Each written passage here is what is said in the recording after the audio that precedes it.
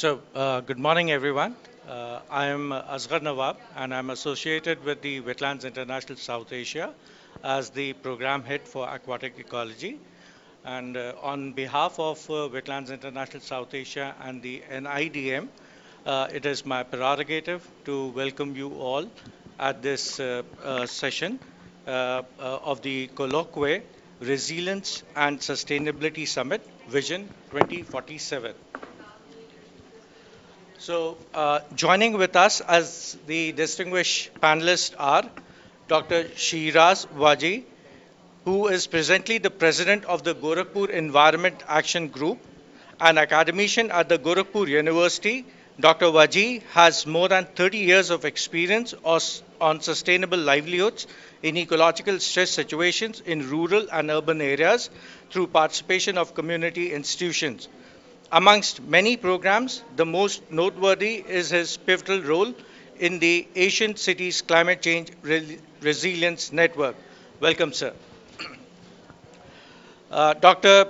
Sushmita Mukhopadhyay is the lead specialist for advocacy at the Coalition for Disaster Resilient Infrastructure. With a diverse professional experience of over 17 years, she has been managing and leading projects on national and subnational environment policy, international climate negotiations, urban climate action, to name a few.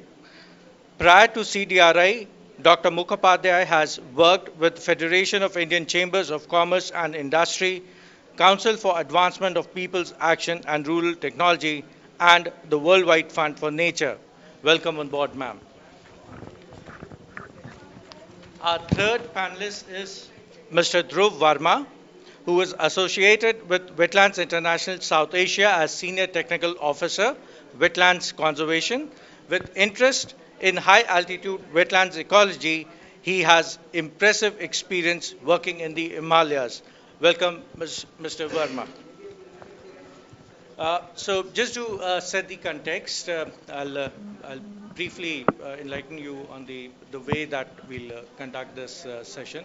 So essentially, this session will identify key opportunities for mainstreaming wetlands conservation as the nature-based solutions for resilience and suggest ways for upscaling and promoting of ongoing activities.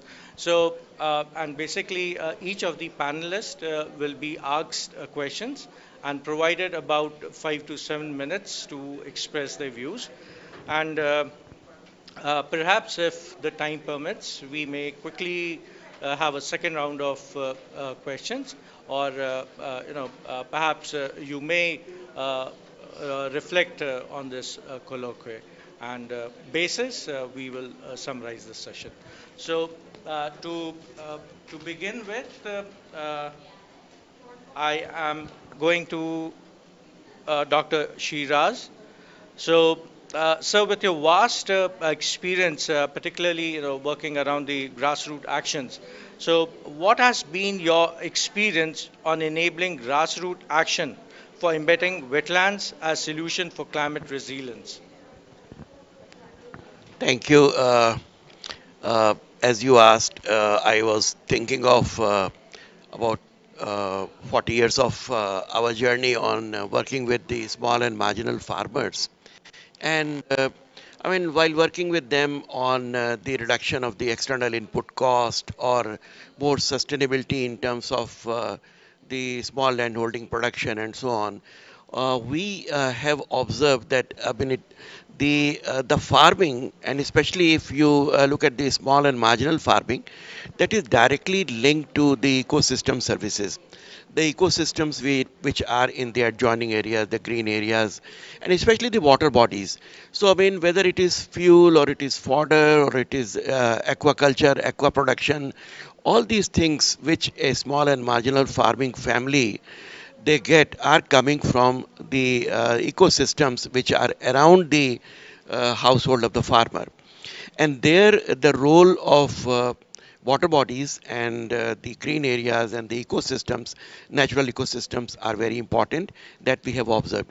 And we have tried to integrate the ecosystems with the farming system. The farming actually, which includes the livestock, the household of the farmer, and the agriculture field, that is closely linked to the adjoining ecosystem. So that is one actually which I'd like to share, and lot actually depends on the production as well as the reduction in the input cost, or maybe reduction in the losses. All these things are directly related to the ecosystem services, largely from the wetlands. So that is one. The second actually I would like to mention is also the resilience of the cities, the urban setups. There we observed during the process of the ACCR and the urban resilience initiatives that the whole peri-urban ecosystem, the water bodies, the green areas, and so on, the catchment area of the rivers.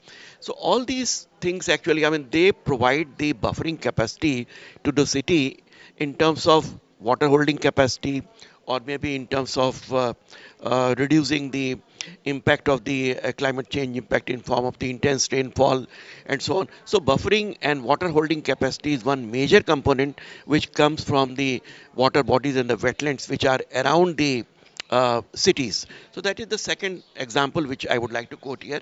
And the third is the whole issue of rejuvenation of the water bodies for the raising of the groundwater table, which in districts like Gautam Budh Nagar is being taken up, which actually involves one of the fastest water table which is going down in one of the district. So there also it plays a role.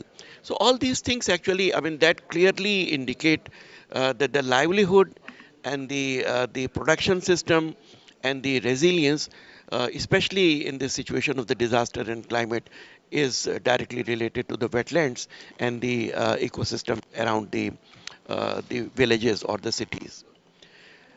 Now, I mean, if we talk on the challenges, one of the major challenge which we find is understanding the value of the ecosystems or the water bodies or the wetlands. So largely the wetlands have been taken as a kind of, I mean, if we talk of the ecosystem services, the last one is the cultural services actually, the entertainment, the fun, I mean, in that context, the water bodies have been taken largely, but actually the role, the ecosystem's role, or a life system which exists in the wetland, that has been largely ignored, at least at the action level. So that is one challenge which I find that even if, I mean, if you look at the very ambitious program on Amrit Sarovar, which is very good program, very promising thing. But I mean, mostly the actions have been around the beautification and the conservation of the water bodies without thinking the life of the water body. So that is something actually which needs to be taken up at the capacity level of the district officials and the sub-district officials, and also the civil society organization, that the role of the ecosystem as a water body, that is more important than the its aesthetic value and the entertainment value which it brings in. So the capacity of the officials and the people who are engaged in the at the action level is also something which is important. And the last thing which I would like to mention here is that we are also involved in the process of Gram Panchayat development plans.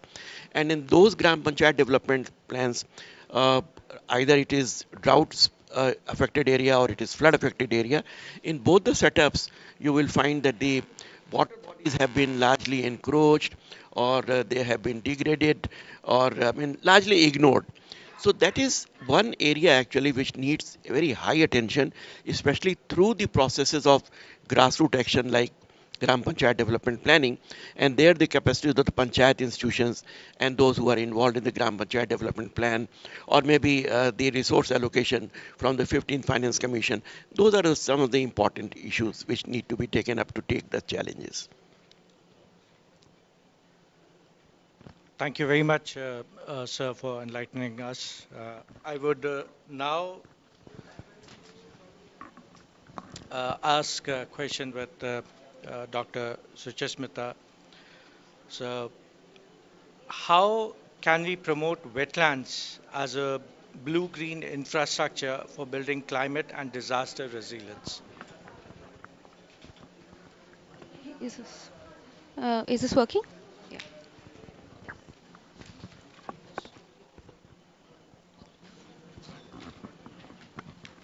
Um, Thank you. And Sir very nicely sort of explained the role of wetlands in the urban spaces and outside the urban areas, in the peri-urban areas.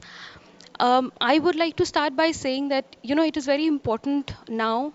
Um, we all realize that wetlands or nature-based solutions in general are not just about conservation, about nature, but they go beyond. They're about climate change mitigation, adaptation. If we look at the wetlands, they clearly have an adaptation role. In terms of cities, they have a major role in addressing the problems of urban flooding. They also have carbon sequestration potential. So that is clearly established. In addition, the co-benefits of improved water quality, water security, livelihoods, aesthetics, social benefits, it's all there, and we all know about it.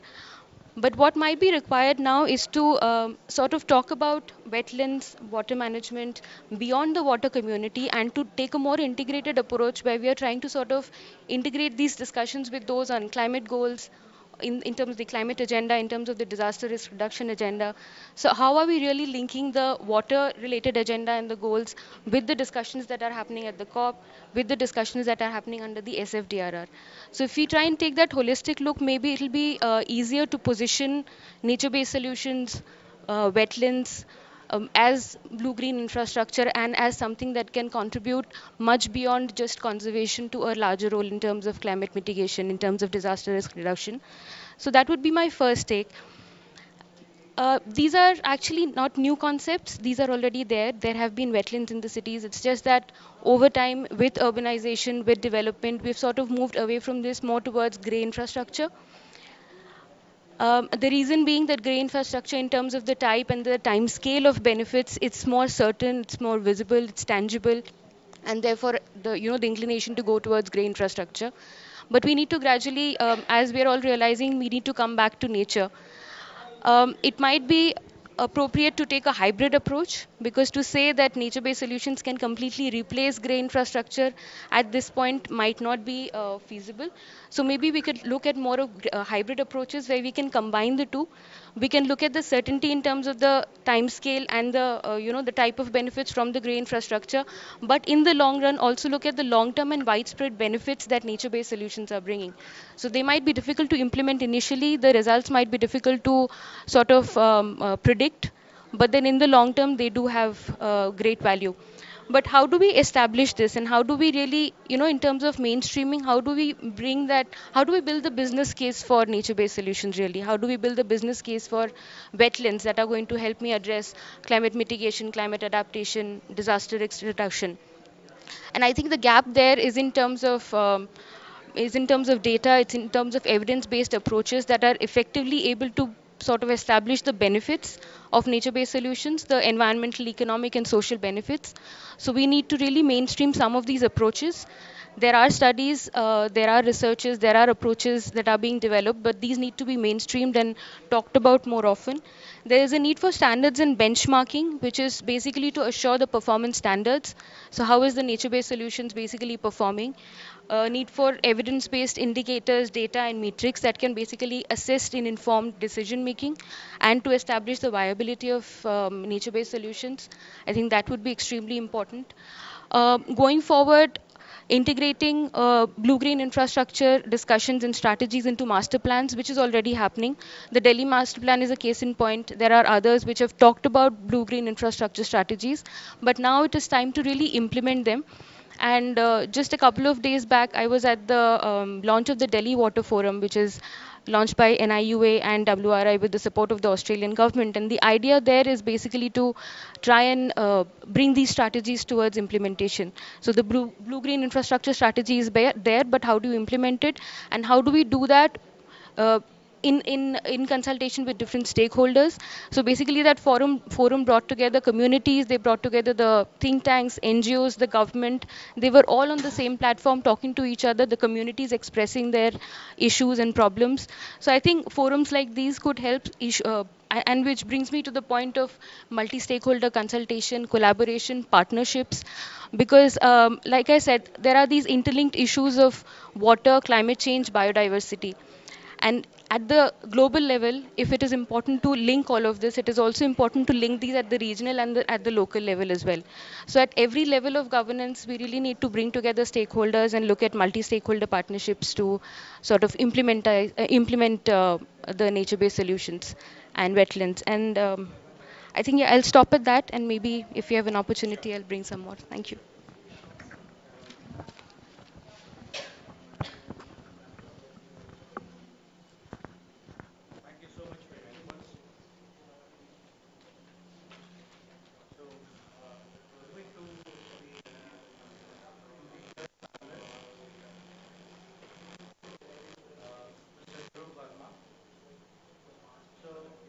With your interest in Himalayan ecology, what are the knowledge and capacity gaps that need to be strengthened to ensure integration of wetlands in India's developmental pathways?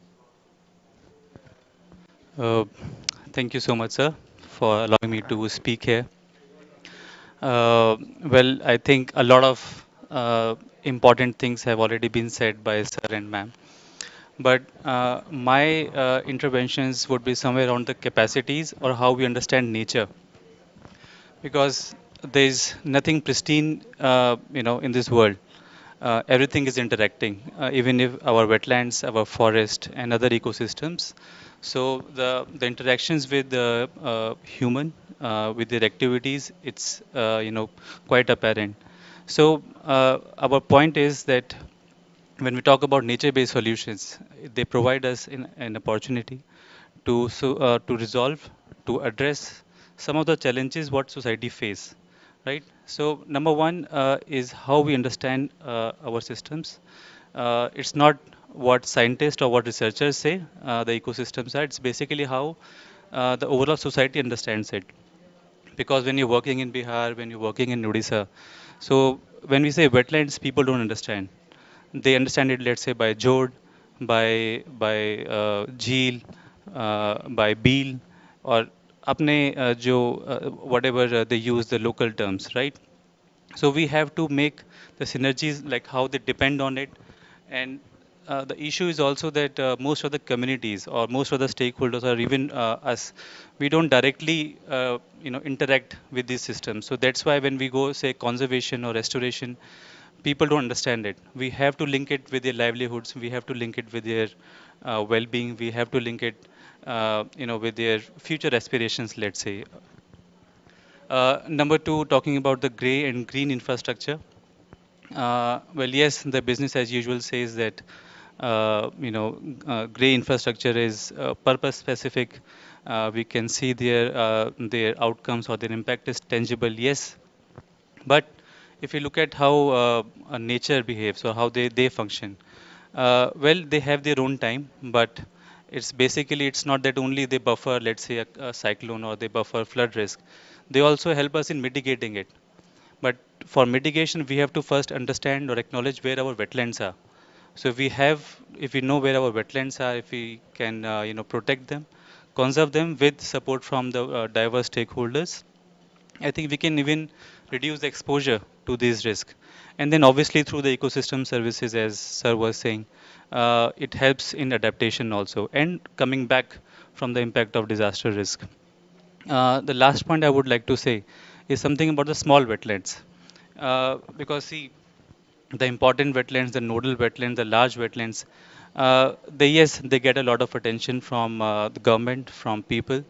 But what about the small marshes, small wetlands that are next to a village panchayat, next to a city, and they don't have any regulatory regime for their conservation.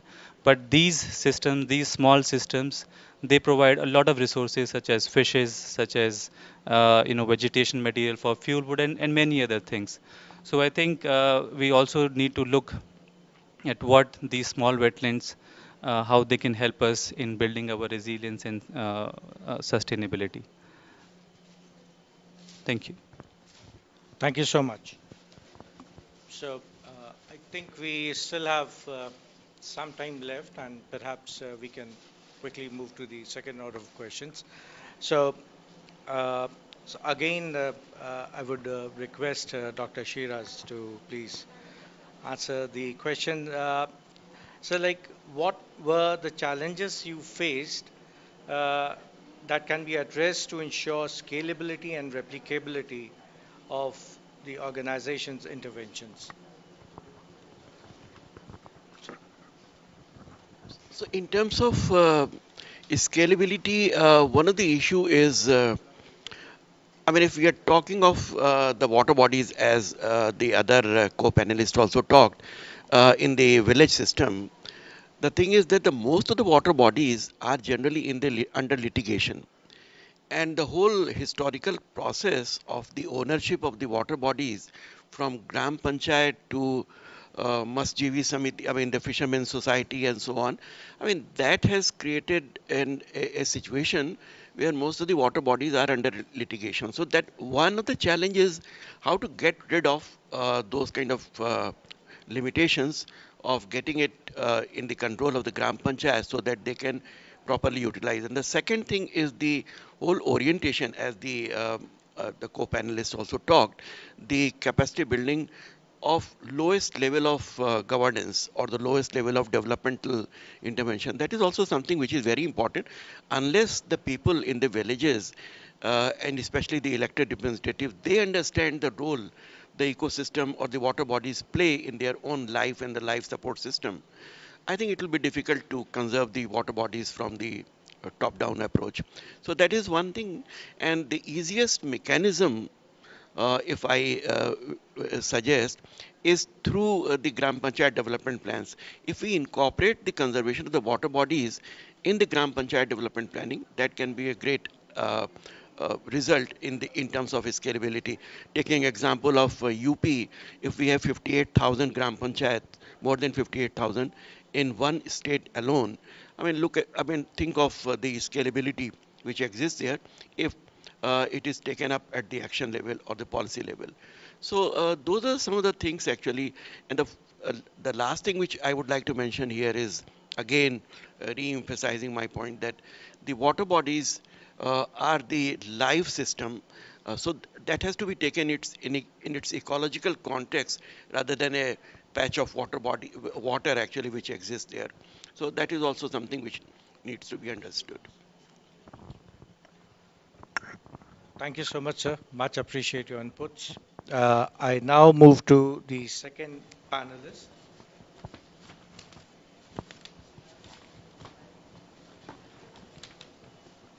So,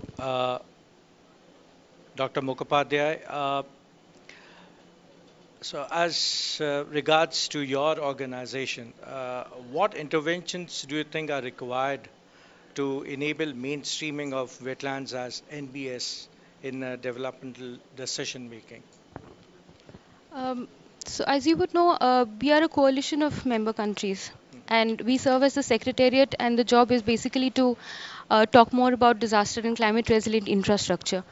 And when we talk about disaster and climate resilient infrastructure, nature-based solutions such as water, blue-green infrastructure is definitely something that we would like to promote. We would like to mainstream in the member countries.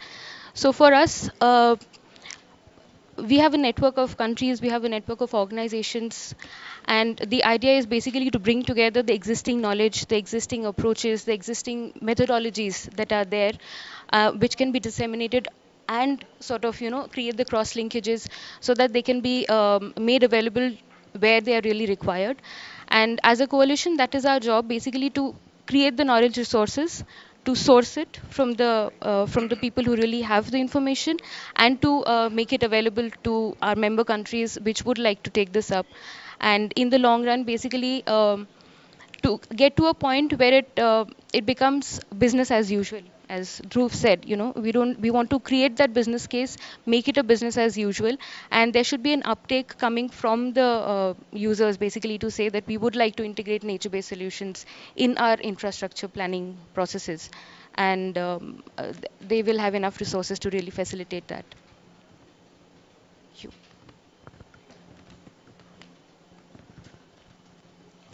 Thank you so much, Dr. Mukhopadhyay. That was lovely sharing your thoughts. So I move to our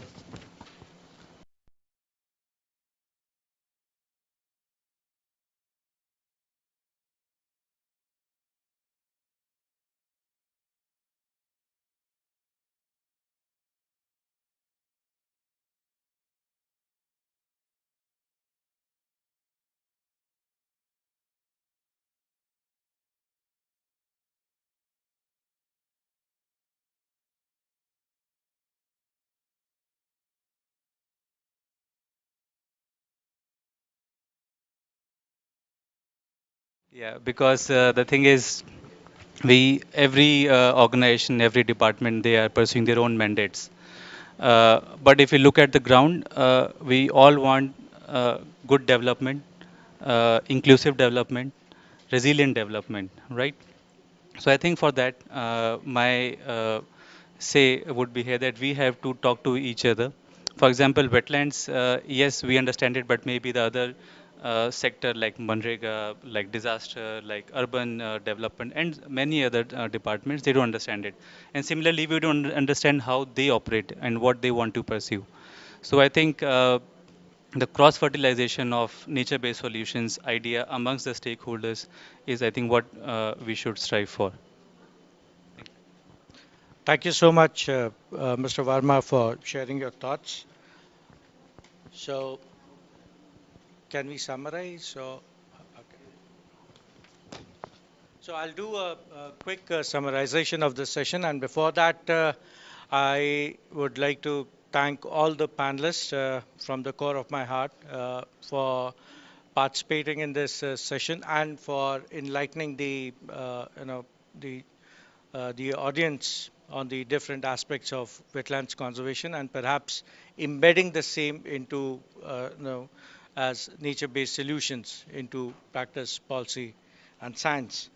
So, as Dr. Shiraz enlightened us, uh, the most important thing perhaps is that uh, the it's not only the role of the wetlands that should be seen as ecosystem services, but perhaps it's more towards integrating those services with marginalized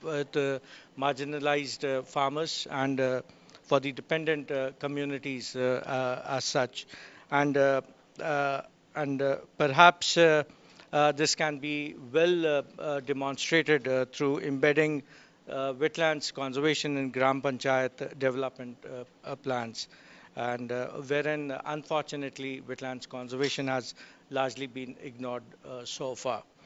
And also, wetlands serve as the best buffering capacities as a resilience for the societies, uh, perhaps the peri-urban environment, and thus create a balance on the impacts of the adverse impacts of climate change.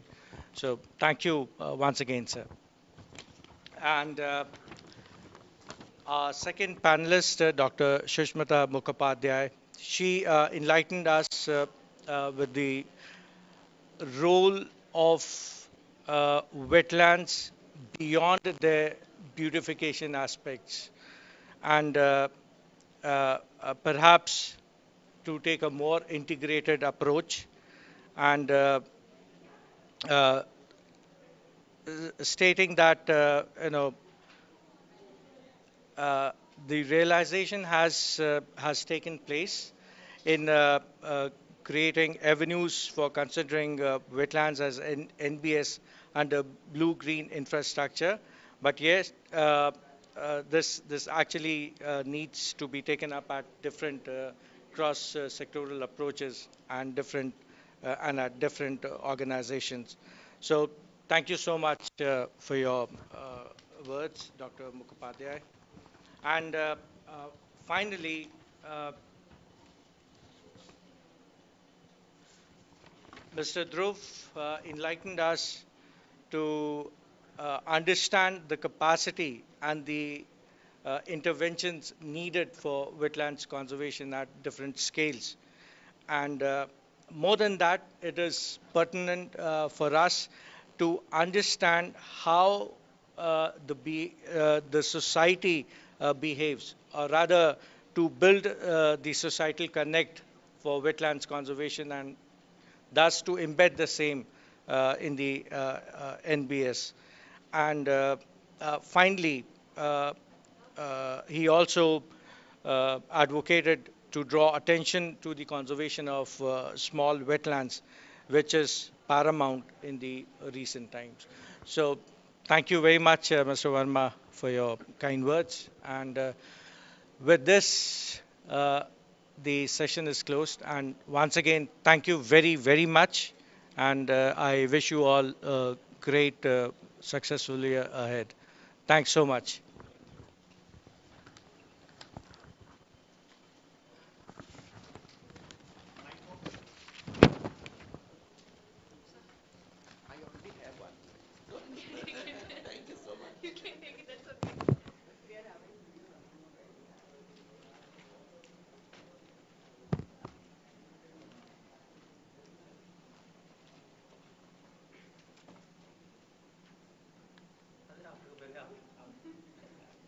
Thank you so much.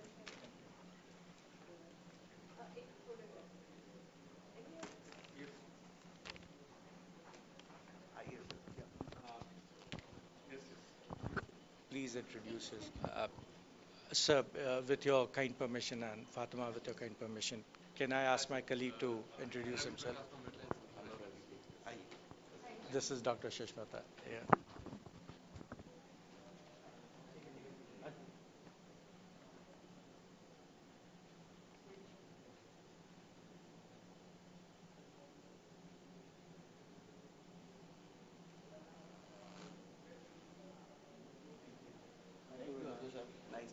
Same as sir. Same. Thank you so much. Thank you, Shashmata. Thank you. Same here. Thank you very much, sir. Thank you, sir. Hi, Roju. Very nice meeting you. Thank you so much.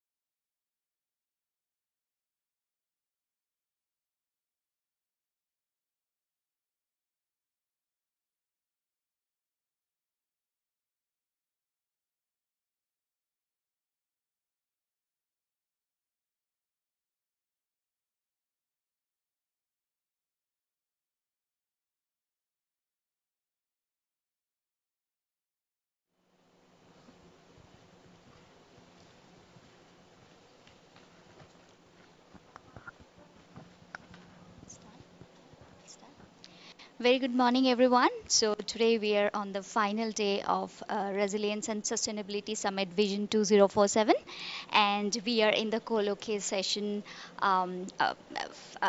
Innovative Finance for the Resilience. So, I welcome you all to this session. Hearty welcome and thank you for managing your time and joining us. So, today we have Dr. Geetika Goswami with us. So, he's having 24 years of professional experience in the environment and development sector. So, he's Associate Vice President and Lead Policy Research and Planning in Development Alternatives. So, she'll be coordinating today's session, and I would, without wasting much time, I would just hand over the mic to her. So, welcome, ma'am. Thank you, Shita. Good morning once again. And really, I'm very much excited to be part of this session. And thank you all my panelists for your time. I will introduce all of you. First, we just starting this. So welcome all of you in today's Parisangbaad. And today's topic is, as Shweta already mentioned, financial innovation for resilience. Here, when we talk about resilience, we talk about the resilience for climate resilience and disaster resilience.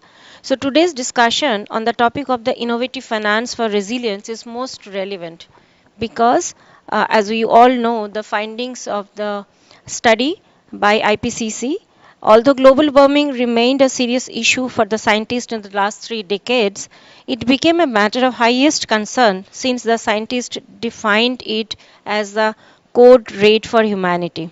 The threat of climate change is real, and over the next 20 years, the global temperature is expected to reach to or exceed 1.5 degrees Celsius, and therefore, starting action on ground is the need of the hour. As we all know, just to restrict this, to protect us from this climate variabilities and change and other disasters, we all countries, all 192 countries globally are coming together for last more than 2 decades, and several global commitment, all the government, both the developing and developed countries government has been negotiating for. And the recent negotiations, the recent global summit that UNFCCC COP27 and UN Decade for Ecosystem Restoration, as well as your COP 15 for Montreal, it's been now a very serious issue, and every government organization and countries are now really working towards having a planetary well-being, and we need to action on ground. And as we all know, action on ground is required finance. And COP15, which was done in 2009, UNFCCC Copenhagen, developed countries committed to a collective goal of mobilizing 100 billion US dollar per year by 2020 for climate action in developing countries, in the context of meaningful mitigation action and transparency on implementation. The goal was formalized at COP16 in Cancun and at COP21 in Paris. It was reiterated and extended to 2025. And the recent COP 20 UNFCCC COP 27, there was much focus on the adaptation part of it. Before that, it was all about mitigations. And so OECD has been tracking the progress towards the goal of since 2015. It produces regular analysis of progress made based on the robust accounting of framework that is consistent with the COP24 outcome agreed by all parties. The findings of OECD study says that the climate finance provided and mobilized by developed countries largely focused on mitigation in relatively high emitting countries, and the relative share of adaptation finance was significantly higher in lower income countries and small and developing countries and least developed countries. And we have and, and grants are mainly represented a larger share of climate finance for small island countries and least developed countries. The mobilization of the private climate finance was lower than anticipated, with most mobilized in middle income countries and relatively conducive in enabling environmental low risk profile. More could so because that this was not a mandatory requirement for the reporting. So now OECD study clearly shows that the finance from developed countries is really very limited. Therefore, developing countries like India, fifth largest economy in the world, have started working on their own. And we have several innovative financing mechanisms already established in India. So today, in this context, we'll discuss about the current status of this innovative finance for climate and disaster resilience of from our national stakeholders. So today we have distinguished speakers from NABARD, from corporate sector, Accenture India, then academic institution like IIT Tirupati, and an NGO. So let me first introduce our first speaker, Dr. Sriram Apulingam, who is a Deputy General Manager and faculty member of BARD Lucknow.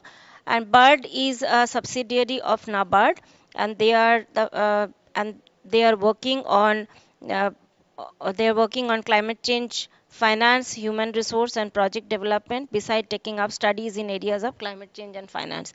So, may I now request Dr. Appalingam to reflect upon NABARD's contribution on innovative finance for climate change and disaster resilience, and you might have 7 to 9 minutes to throw your light on. Thank you, Geetika, and thank you. Warm welcome to my dear panelists also. The primary issue that what we are focusing right now, like you rightly pointed out, that there is a wide disparity in the fund flow, especially as far as countries across the world are concerned. And again, focus is more largely on mitigation as compared to adaptation. Primarily, NABARD was established in 1982 as the Apex Developmental Institution for Agriculture and Rural Development.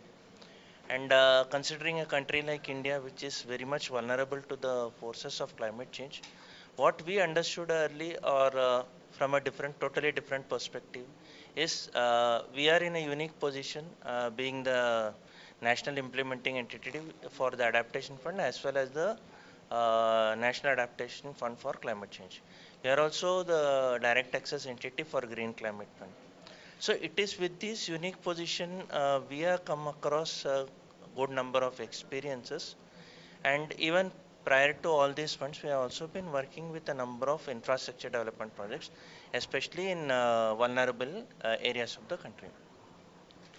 With the change, it is not that climate change is something new. This is something which we have been aware of, but the way of dealing with it the focus has changed. Sometime last year, in March 21, we had a seminar, national seminar on disaster resilient infrastructure. And one thing that came out very clearly in the recommendations was now we have mastered the art of saving lives, but now the focus should be saving livelihoods.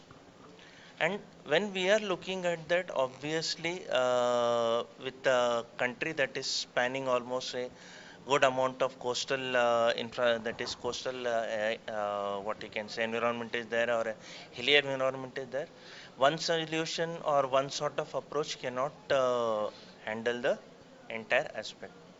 The second thing what we need to focus on is deploying finance. Like you have rightly pointed out, from a global perspective, if we look at it, bulk of the financing to vulnerable countries or small and island developing states is in the form of grants. But grants alone cannot suffice, because there is a good amount of scope for private players. But why should private players intervene? Especially when private players will obviously intervene, especially the moment I am saying it's a private player, it can be financial institutions, it can be corporates. They will, if you look at it, they will start to intervene only when they are seeing a approach for risk mitigation or spreading the risk. And in this aspect, one of the primary issues as far as is we don't have a national green taxonomy, or we don't have something which is can be very clearly quantified as green. It is this aspect that we have been working on through different studies, trying to find out what are all the potential barriers to green financing. The first and foremost one, what we found out was that green finance is available, but the problem is the financing institutions or the deploying institutions, they are not in a position to actually classify it as green for one simple reason, that as on date we don't have a uniform definition for green finance in India. Very recently, Government of India has come out with a taxonomy for the first sovereign green bonds. With that, I think a lot of issues will get cleared out. The second aspect, very recent development, is Reserve Bank of India, that is regulator for all the financial institutions in India, has brought out a consultative paper wherein it has sought the response of the supervised entities as to how they will be looking at climate finance and the risks associated with climate finance. In this aspect, we are working on a project what we call as climate risk and management tool, that is focusing on like how exactly, like if we are going on a business as usual scenario, and if I'm going to shift to a climate resilient approach, how that changes, how the risk changes, how quantification of risk can be done, and how mitigation can be taken up. Next, we move on to the next bigger issue as far as climate finance is concerned. What sort of model or what sort of innovation should we be looking at? Should it be only in the form of grants, or should it be in the form of equity, or what we say the buzzword today is right now what we call it as blended finance. And blended finance looks into a whole mix of capital support, equity, grants, and probably some soft loans also. It is with this objective we have been coming up with a number of projects. We pilot a number of projects. Some of the very recent pilots, if you look at it, I will not go for big projects. Like if I pick a state, the northeastern part of India, if I am trying to look at it from a disaster point of view or a climate adaptation point of view, one of the critical issues that comes in hilly areas is the communities are small in number, but they are spread wide apart. And the core issue as far as they are concerned is drinking water. Now, if you look at it, it's not that they don't have access to drinking water. They do have, but this is normally in the form of springs. And springs, as we know, they are all localized. So what we have tried out is we picked up something from a macro level, which is a tried and tested model, that is a watershed approach. We have shifted that watershed approach to something which is called as a springshed approach. So that takes care of the water supply to those rural communities in vulnerable areas. Now, how this works out very nicely is, now this is a project that is community managed from the beginning.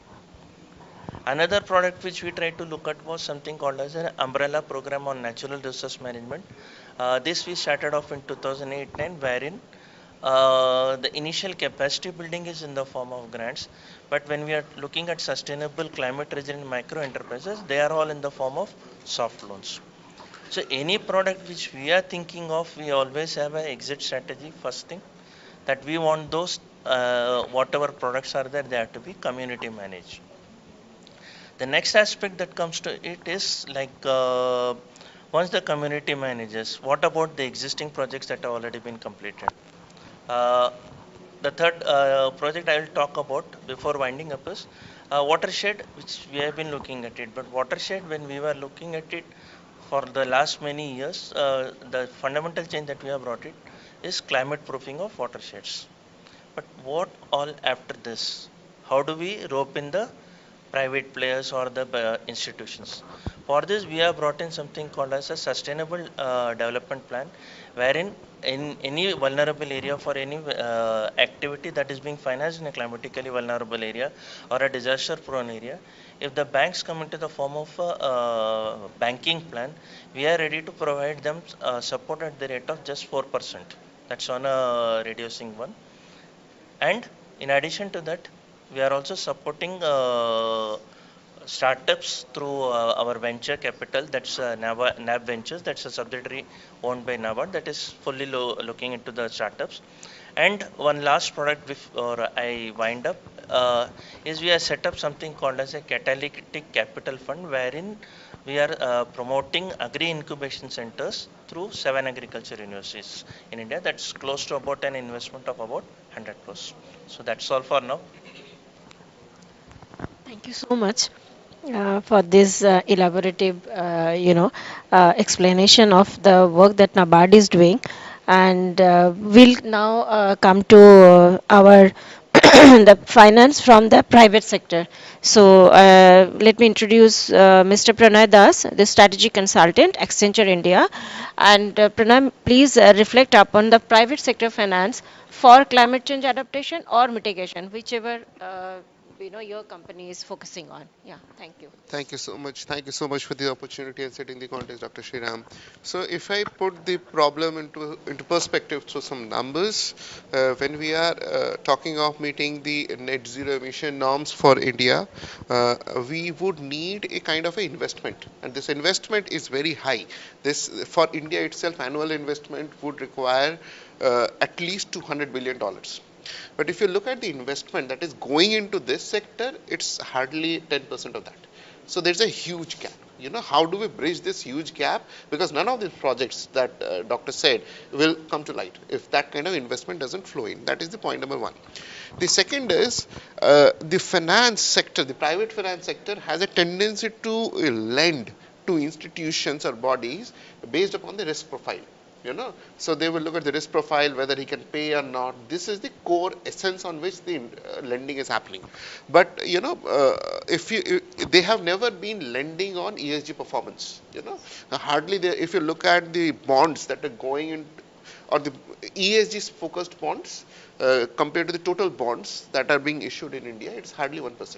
If you compare Korea, if you compare, China, it's 20-25% of the ESG focused bonds compared to the total pool of bonds.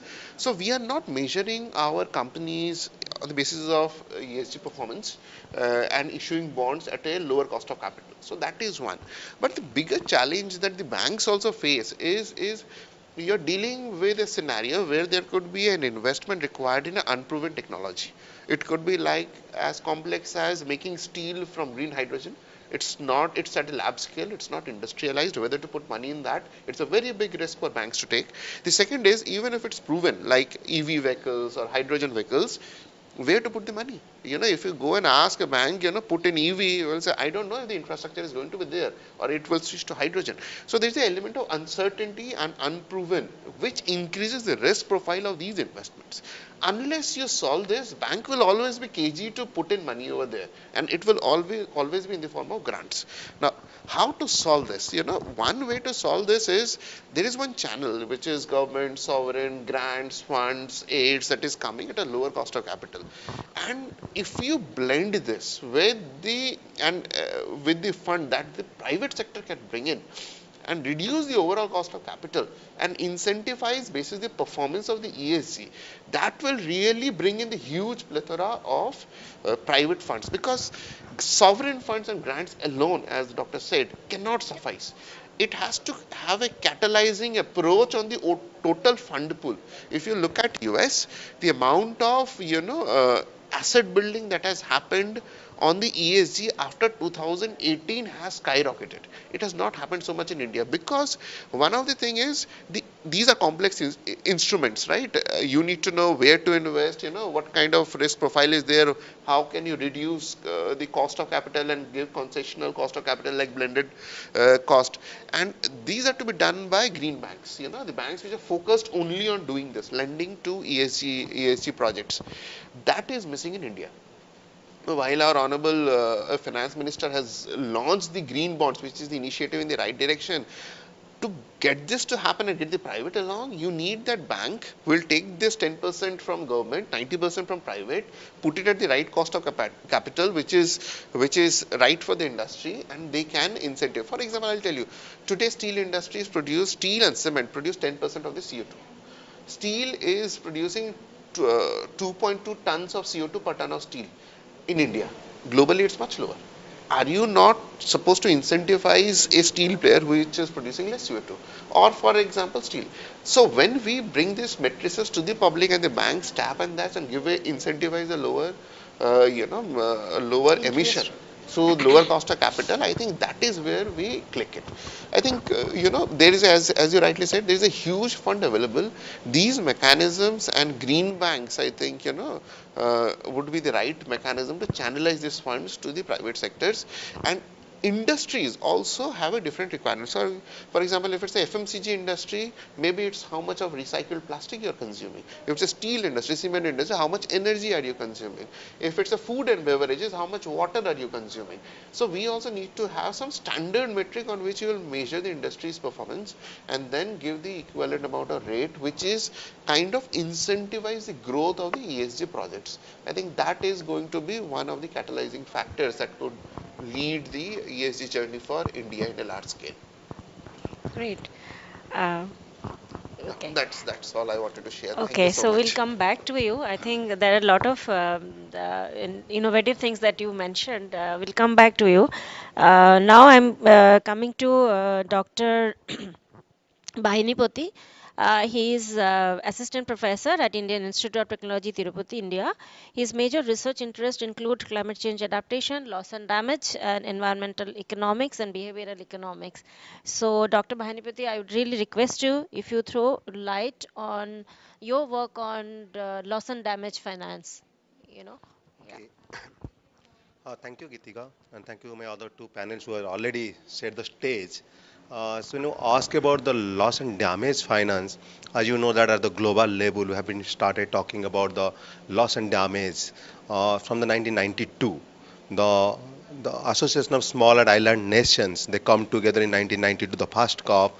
They started asking for the compensation, insurance compensation fund to the developed country. But however, given that group is small, they are not able to they might have less bargaining power given the number of developed countries in front. So that was not materialized in the 1992. So it takes 15 years.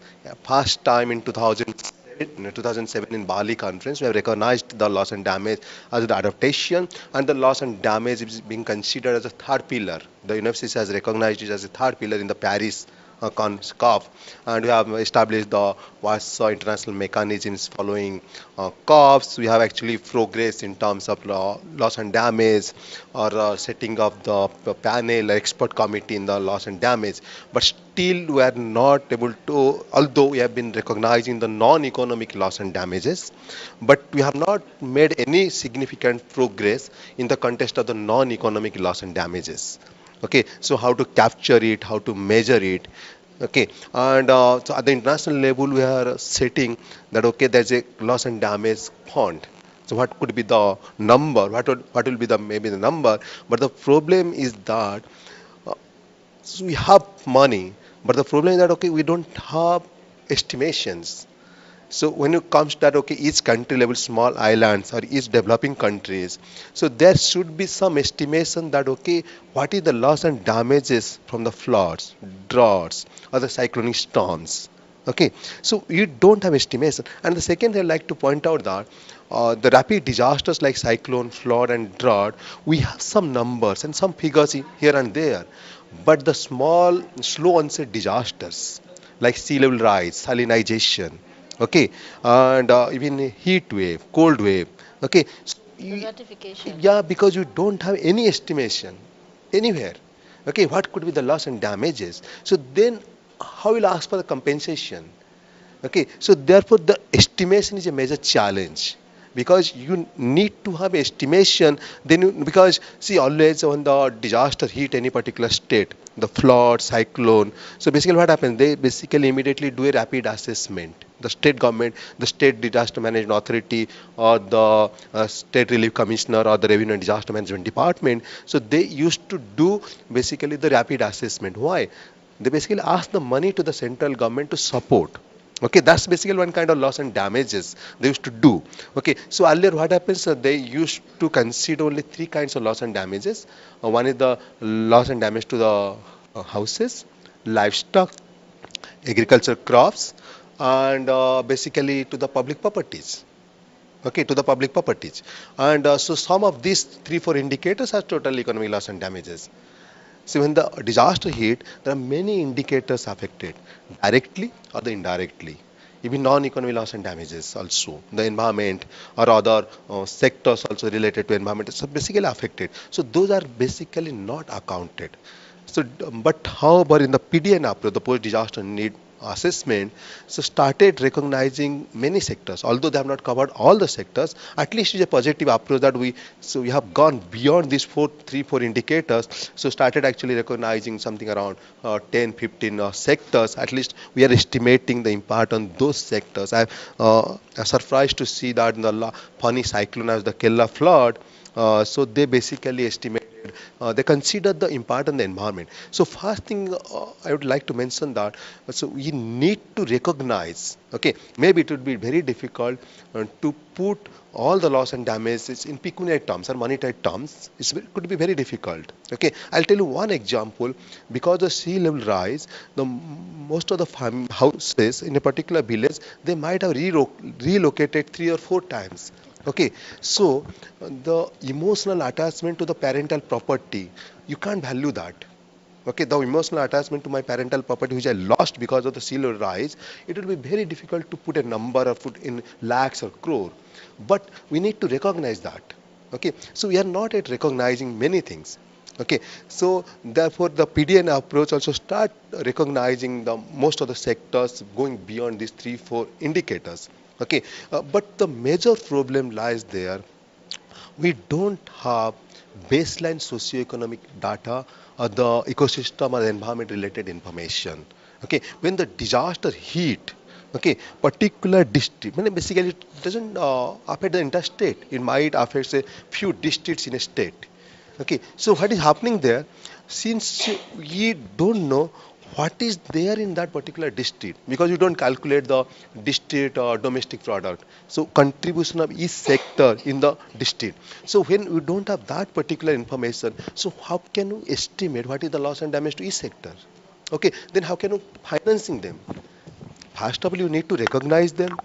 Then you estimate, okay, what is the loss and damage to them. Then we'll think of the, okay, how to finance them. That's basically talking about the ex post. Let me come back to the ex ante, because nowadays we are talking about because CDRI also in forefront about the disaster resilient infrastructure. Even after Fani cyclone, the government of Odisha, the Honorable Chief Minister Naveen Patna was asking central government to support resilient infrastructure. Okay, in name of the resilient infrastructure. So in that case, actually we need to estimate what could be the expected loss and damages to these infrastructures from future disasters. Okay, so you should have that kind of estimation. Actually, we should have a map about the different kind of infrastructure. Okay, so then only we can estimate, okay, which is actually more vulnerable, which is less vulnerable, which is high vulnerable, and which kind of infrastructure needs money and how much money is required. So that kind of estimation is still missing. And the last thing I want to point out, because nowadays that we are based on the secondary data, information is available at the district level or taluka level. Okay, we started a mapping like vulnerability analysis. Okay, going beyond the state level to the district, even taluka level. Okay, so in doing that, we are actually missing many micro level things. Okay, many micro level things. Okay, so because when you look at the vulnerability assessment or how the households are vulnerable, looking at the households, okay, because you need to go beyond this secondary data. When you look at the households vulnerability, okay, so there are many things will come up why they are vulnerable, because it's a multiple drivers, not because of these 5, 10 indicators which is basically available at the block level and across the state or across the India. You basically match that, because sometimes what happens, maybe the particular indicator will be available in particular state, it may not be available in other state, then you just ignore it. You just look at, okay, this which 10 indicators which basically available across the state or across the country, whichever may be your aim to estimate basically the vulnerability. Okay, so you need to look at the household level. That's why, because when I looking at, okay, how many number of vulnerability studies at the household level, so I found that there are large number of studies. Okay, I found the number of studies have increased. I was doing a systematic review of the vulnerability studies at basically at the household levels. Okay, so that number of studies have increased, but I was looking at the number of households they have taken in their analysis, whether that can be representative for the entire state. Okay, because one study might have conducted with the 300 households. One study might have conducted with 1,000 households. One study maybe 2,000 households. In a state, there are only 5,000 households information we have. So based on that particular 3-4 studies in that particular state are having the information for the 5,000 households, whether that can represent for the entire state. So therefore, it needs that we have a mechanism like National Sample Survey Organization, which is basically doing the household survey, farmer survey. So they should, in their next round of survey, actually they should include the climate change components because we are having existing survey. It's not a costlier for us. So they should include the climate change component so that we can generate more information about the vulnerability at the household level. Then we can come to the financing them. Because as long as we don't know actually who is vulnerable, okay, and what is required, then we might have 1,000 crores to finance them. So where to do it? Because I'll tell you one example, taking the case from one city, Bhubaneswar, that okay, they were asking like to basically give the money to the street vendors after the COVID-19 to compensation to the street vendors. Okay, maybe I'm not sure. I've asked one journalist whether do you have any record that who is street vendors, who is the street vendors, because the government announces money to give the amount of money to the street vendors. I was asking a journalist, so do you have any record that who is street vendors? He told, maybe few. We have record, but maybe it is few. Because as long as you don't know that who are the street vendors in the city, then how will give the money compensation? Whom do you are going to give the compensation? So you need a Yeah, you baseline, need a you need a base. framework. Yeah, then only you have a money to Yes, support them. absolutely, Yeah. absolutely. So Yeah. thank you. Thanks a lot. Thank you so much for this. This points is very, very important. Maybe now we can come to our another speaker, Professor Ganesh Chana, who is a founder president of World Economic Council based in Delhi. And Mr. Chana, please reflect upon your work towards innovative finance. You are from NGOs, Yeah. from CSO perspective. Please reflect upon on this Okay. climate finance. Yeah. Yes. Thank you. Thank you so much, ma'am, and with the panel. So basically, we know the climate change is affects on every like developed and undeveloped countries everywhere. So in that case, the NGOs are they are playing very important role in the local, like they are going gather the peoples and everyone. Uh, they are going to implement it like some self-help groups also they are going to generate, and they are going to organize various like environmental issues. They are going, like environment protection, tree plantation. So in that case they are going to collect the funds in a from the local people. So we are like implemented one innovative concept, environment protection bank for the school students. So that is very effective because what happen, we know the climate changes happen, but we aware about that before. So that's why we are like implemented this innovative concept. We are started in Nepal, okay, and also in Maharashtra and Delhi also. So with connect with the students, we are just discuss with the students. We are just question like we are implemented some 20 like activities for the students. So how we protect our environment and current issues like climate change also we are included in that case. So we are given the experiment to the students also. So all the students they are participate interestingly, and they are going to share their views. So how we are going to protect with from the start from ourselves. Okay, then automatically it will be implemented to everywhere. So in that case, we are again these are the reports we are taken from the students, and we are mentioned in our reports. So after that, what the result is there because we are getting the output from the students, that is like a positive. So again, so in the we are not collecting any type of funds here. We are going to start it directly with the contact to the school, and we are started the awareness program on environment protection bank. So in the case we are going to implement, how we are going to implement this one in a we are going to adopt some 6 principles to like a finance. Okay, So first we are going to just build resilient foundations with the rapid and inclusive development. Okay, this is the first 6 ways we are going to implement this one. And one is we are going to create like a help people and firms uh, do their part. Okay, and next one is revise the land use plans and report, protect the critical infrastructure, help people and firms record faster and better, manage impact and the macro levels. Okay, prioritizing the according to the needs, implement across the sectors and monitor progresses.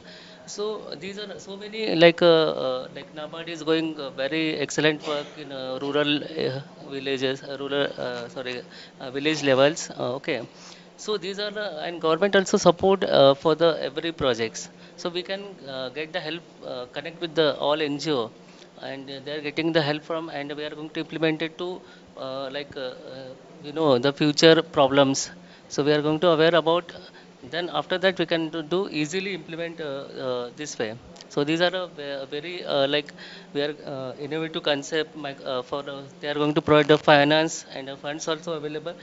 One thing say here, again we are implemented one international environmental sustainability community. So this group, they are going to again globally they are working on. They are going to awareness create among the. Focus on the one part of this green finance that you talked about, a little bit more about the the what green finance is and how and who should be the taker of the green finance. Is it that NGOs, is it that local farmers, and how what is that way of accessing that green finance? If you can talk about some. Thank you. Yeah. See, the first issue we go back to where I started off. What exactly is green finance? One of the easiest ways which we have found out after discussion with a number of partners, including Reserve Bank of India, is certain set of standards have been brought about by Climate Bonds Initiative, that is CBI.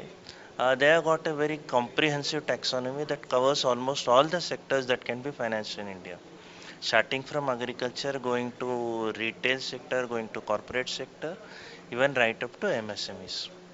So the issue is what exactly needs to be done. There is a small gap here is we need to be very clear at an institutional level or at a national level that this is the taxonomy or this is the standard I am going to adopt. Once I do that, probably I'll come back to what both my colleagues, Dr. Das and Bhaini Patiji have indicated is, see, why should a corporate sector or why should anybody be interested in going in for green finance? He should see something which is equipping him or making him much better in handling the situation of climate change. And that is where exactly I would say the role of my civil society organization again comes in, because they are the people who are what we call as the last mile connectivity or the bridge to the from the supplier to the user, that is the end user. They are acting as the channel. Basically, they are the change agents, what we would put. And the moment I have a taxonomy or something of a benchmark, I think what Professor Bahini Patiji said, ki like having a benchmark on with the baseline or on which I can measure what extent it has been successful is something that's what I could pick up from the discussion right today. Thank you. Thank you. Thank you so much. And yeah, your thought. So I will share my concluding thoughts. See, India has a need. India also has a potential. India has a lot of government intent.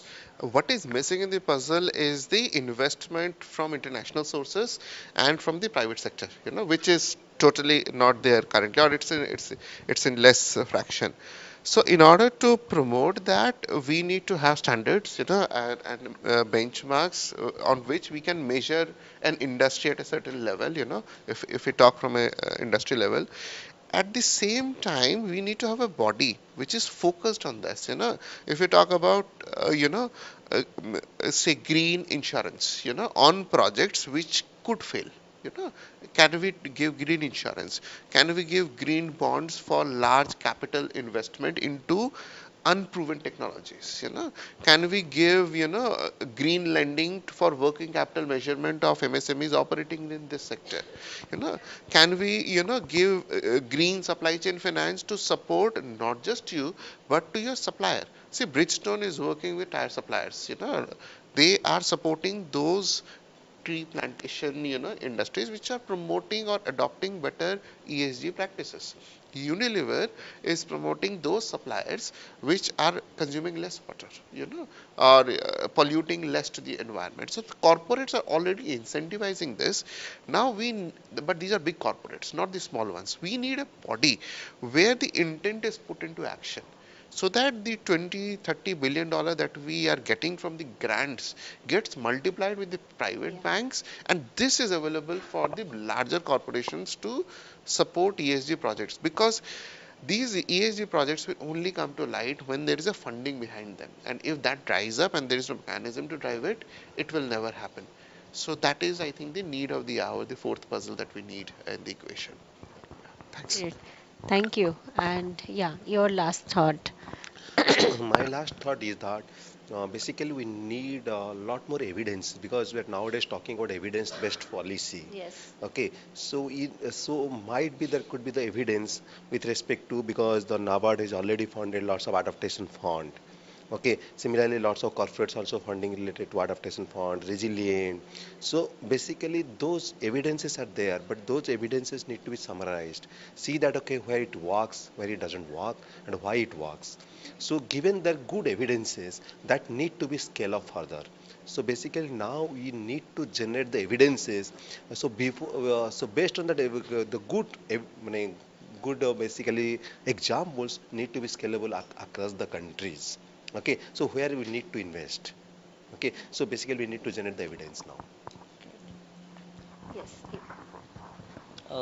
Just as sir already told, so we are going to use CSR funds for the various different projects. Nowadays, all corporates they are going to engage with the different environmental and climate change projects.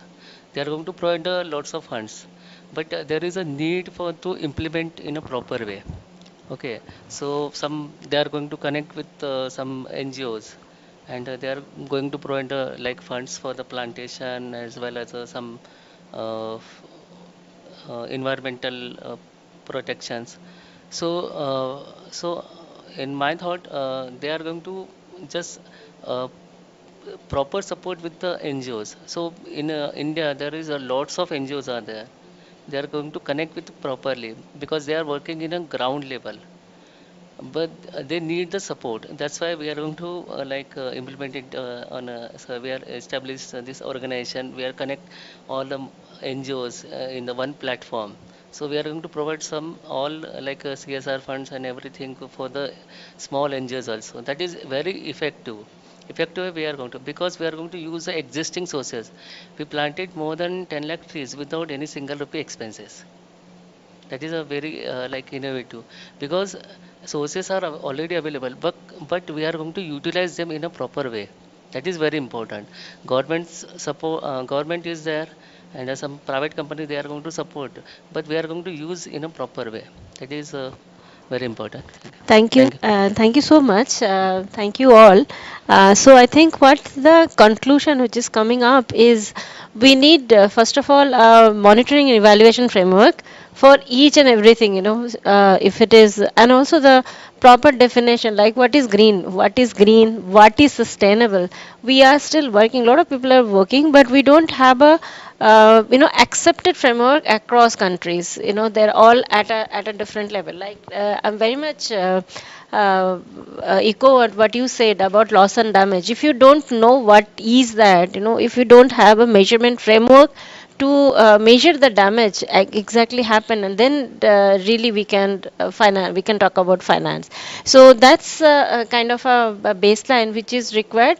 First we know what is the baseline and what from where we have moved to where, and then that is the measurement that is required. So MEL, the monitoring evaluation framework is I think is a most important factor in all this financing mechanism we are saying. And very much impressed that different innovative things that you said, that we need a the third pillar, to have the government and the private sector together to focus on the climate resilience. And I think for India, um, one of the fifth largest economy, and our the human capital is so huge, our talent pool is so huge. I think we may not depend on the international funding, and we could do on our own, if we have to channelize all the sectors, all our stakeholders, the government, private institutions. We have that premier institutions and academicians and NGOs together. I think we could really do a wonder, and we can actually give examples to the other developing nations, that how the financing can be done for climate and disaster resilience. Thank you all. Thank you. Thank you.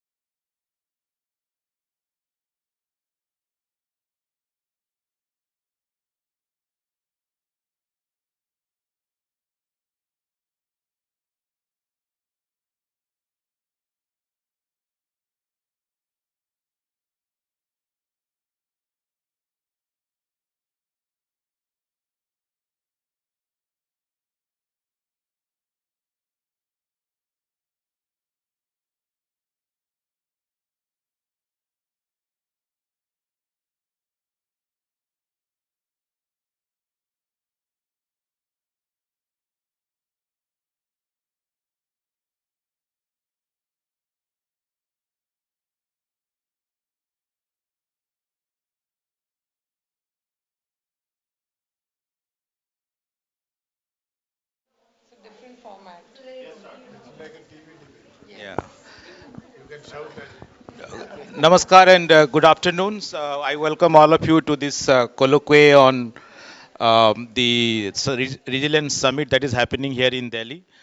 The topic for today's colloquy or the Parishambad is strategies to build coastal resilience and sustainability in India.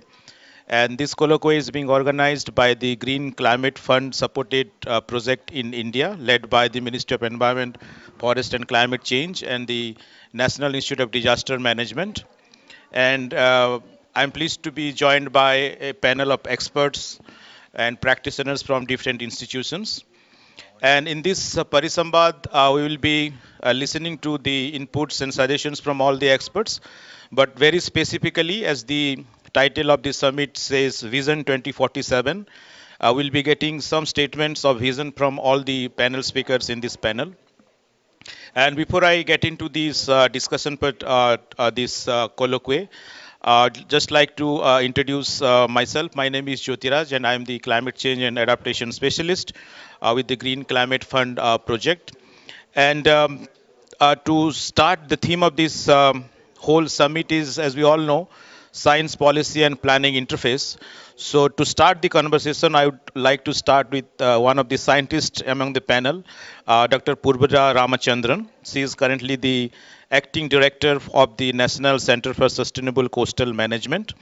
And as many of you know, NCSCM is part of the Ministry of Environment, Forest and Climate Change and one of India's leading research and policy institute on coastal issues.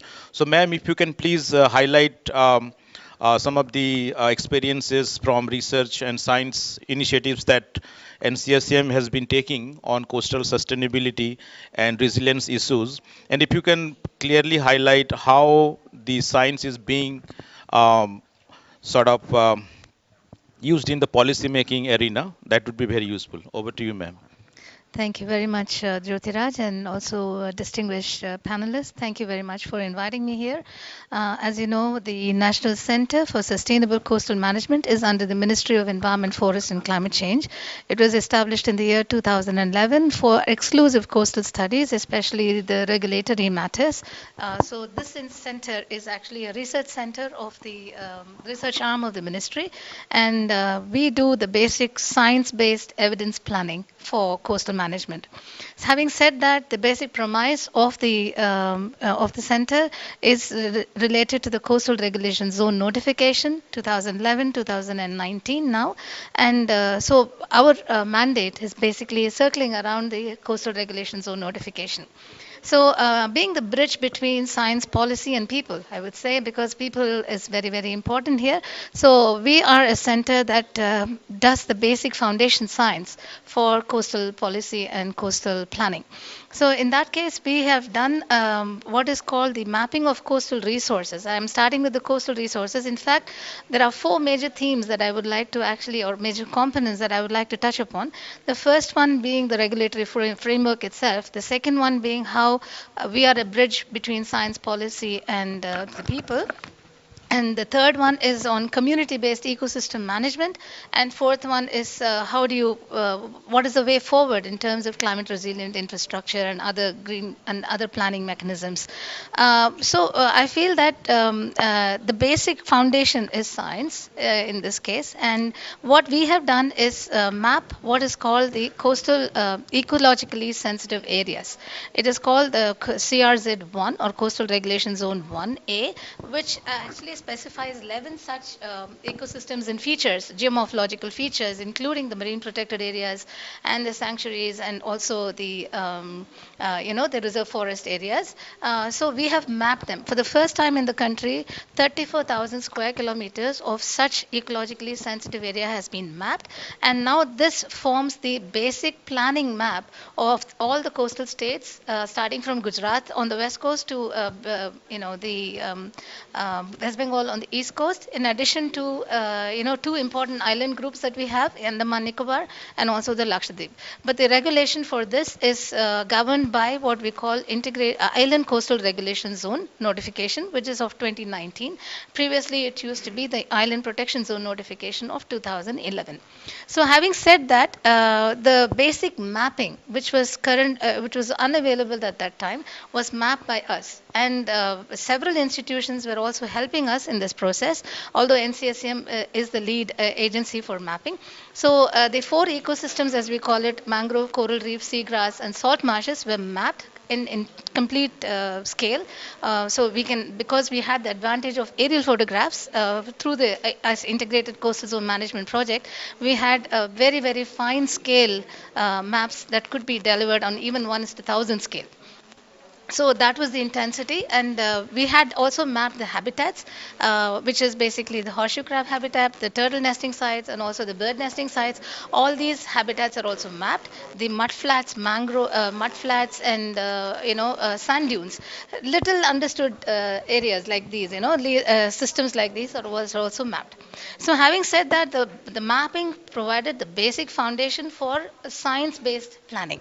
The second thing is we also have done extensive ground truthing. So for each of these, we divided them into patches, and we had something like 700 or 800 different patches for each ecosystem, and then we have mapped each and every single patch through ground-based measurements and surveys.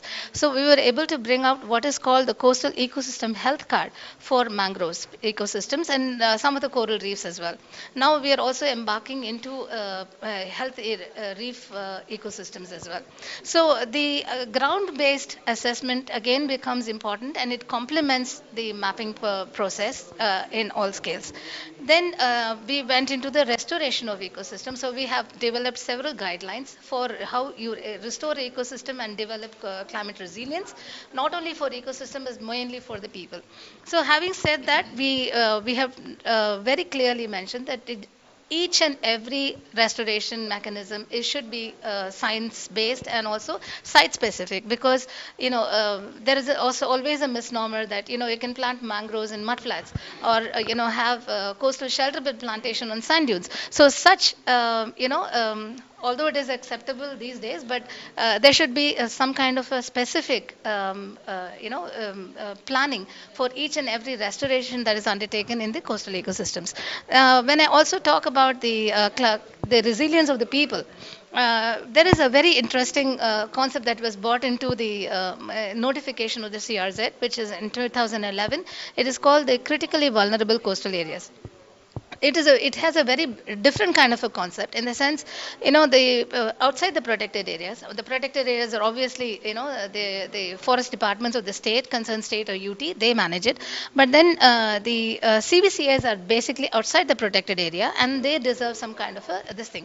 The resources in the CVCAs are used by the people very freely, and also it is their responsibility to govern the resources. So the CVCA, there are 12 CVCAs along the coast of the country, which also is a part of the resilience building, so that the people have their own ways to govern their resources. Okay, so so I will come back to the resilience part later, but I think these are my first initial thoughts. Thank you. Thank you, ma'am. Thank you for highlighting some of those science initiatives that you are kind of supporting the coastal planning and management. Now, moving on to the policy aspects, I would now like to invite Mr. N. Vasudevan, who is currently he is the lead for the Green Climate Supported Project in India. He's a retired Indian Forest Service officer, but previously he led the Global Environment Facility project in Maharashtra. And he also pioneered, as many of you know, the Mangrove and Marine Biodiversity Conservation Foundation in Maharashtra, which is also known as the Mangrove Cell, one of the leading examples in India. So, sir, from your experience, what are some of the major coastal resilience and sustainability issues that you tackled during your role in the Maharashtra government, and how did you address some of those issues? And if you could highlight in terms of the people-centric approach to climate resilience building. Over to you, sir. Thank you, Jyotiraj, and thank you, distinguished fellow panelists. Um Looking at it from the climate angle, basically that Global Environment Facility project was implemented in one district in Maharashtra, in Sindhudurg, and it went on from 2012 to 2017. But there the emphasis was on mainstreaming of biodiversity into different production sectors. Now we, as part of the scaling up of that GEF project, we are implementing a global, Green Climate Fund supported project in three states, Maharashtra, Andhra, and Odisha. And this project basically, the emphasis on climate change and climate change adaptation. Often it is said that climate change adaptation is the neglected stepchild of climate change policy. And now we are now looking at, and we have a universal goal of bringing global warming to levels of 1.5 degree above industrial revolution period. But realistically speaking, I think the goal is quite far-fetched. And the only question now is, how much will overshoot? So there has to be a lot more emphasis on adaptation, considering that climate change mitigation is going to be tough, and the amount of finances required for that is going to be very huge. But then there is ample scope for adaptation. And these projects that we are talking about, the GEF project as well as the Green Climate Fund supported project, basically lays emphasis on adaptation in the coastal areas. And when we talk about adaptation, of course, these areas are highly disaster prone. The intensity and frequency of cyclones and other disasters are increasing. And our approach generally is to mitigate it with engineering structures. Now we have to take a slightly different approach. Engineering structures are important. At the same time, we also look at how our ecological infrastructure can act as barriers to, or act as instruments to reduce the impacts of these disasters. That is one. So that includes all our blue carbon ecosystems like mangroves, salt marshes, seagrasses. Then, of course, you have to look at coral reefs also from a climate change angle, because now we are saying that in the business as usual scenario, the coral reefs may disappear from the face of the earth by 2100. So that is a very scary scenario. And if you look at other ecosystems also, they are all under varying degrees of threat. It is said that in the last 30 years the world has lost 1 million hectares of mangroves. And of course, it is another matter that in our country we have been able to increase our mangrove cover substantially in the last 2-3 decades. But again, we have to be constantly vigilant. We cannot sit on our laurels, and we have to look at how this ecological infrastructure can be restored. And restoring cannot happen with just government involvement. There has to be a strong public participation in the whole process of restoration, and also we should look at other avenues of funding. Like we have to involve the private sector wherever that is possible. And in the scenario of various companies are able to gain carbon credits from the restoration work, that opens up a lot of possibilities for the corporate sector involvement in this. The other aspect is that we have to have a strong mechanism for livelihood generation in the coastal areas. There are ample avenues. We have tried, as part of Mangrove Cell and Mangrove Foundation's efforts, we have tried many livelihood activities like crab farming, oyster farming, mussel farming, then ornamental fishery, ecotourism in the mangrove areas, and also activities like the um,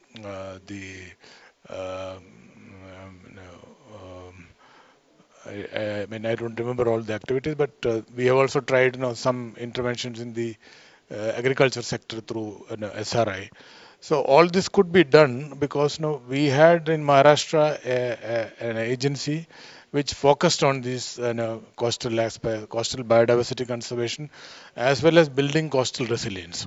Now that is a model which probably other states also, other coastal states should also replicate, and that is also one of the prescriptions of the National Wildlife Action Plan, which is currently going on, and many states are actually making effort. So this institutional model needs to be replicated. And if you talk about the Vision 2047, probably we have to look, lot more things, lot many more things, because then Dr. Purvaja mentioned the regulatory aspect.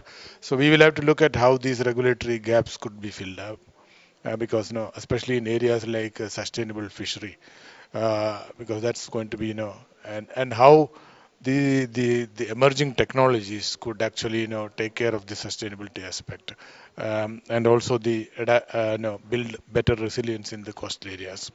How the offshore energy, that's one example where we can actually contribute a lot. The oceans can contribute a lot, and who knows? No, tomorrow we may have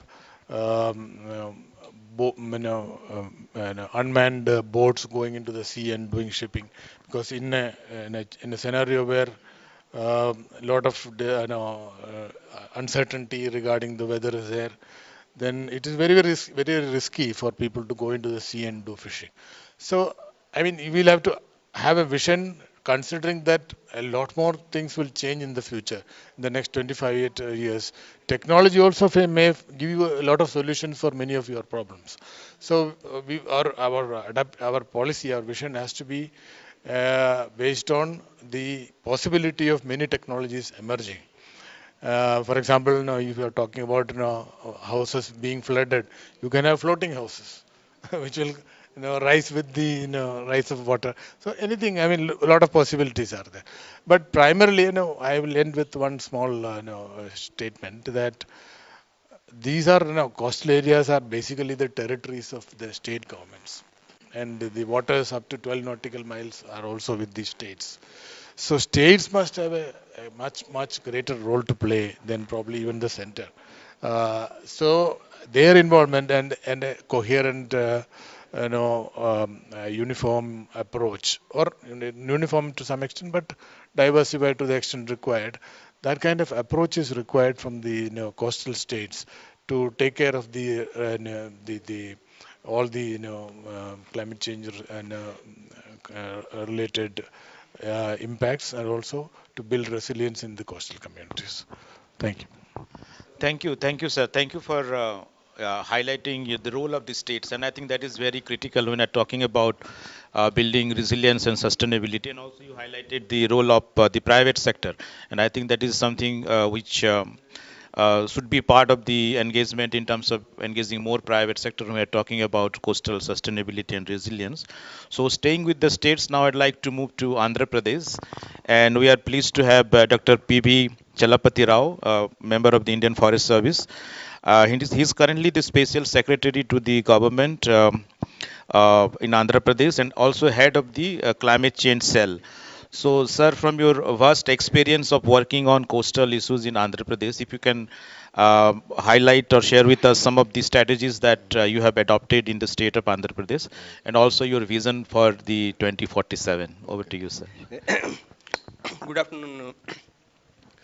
Thank you, Jyotirajji, and our fellow panelists.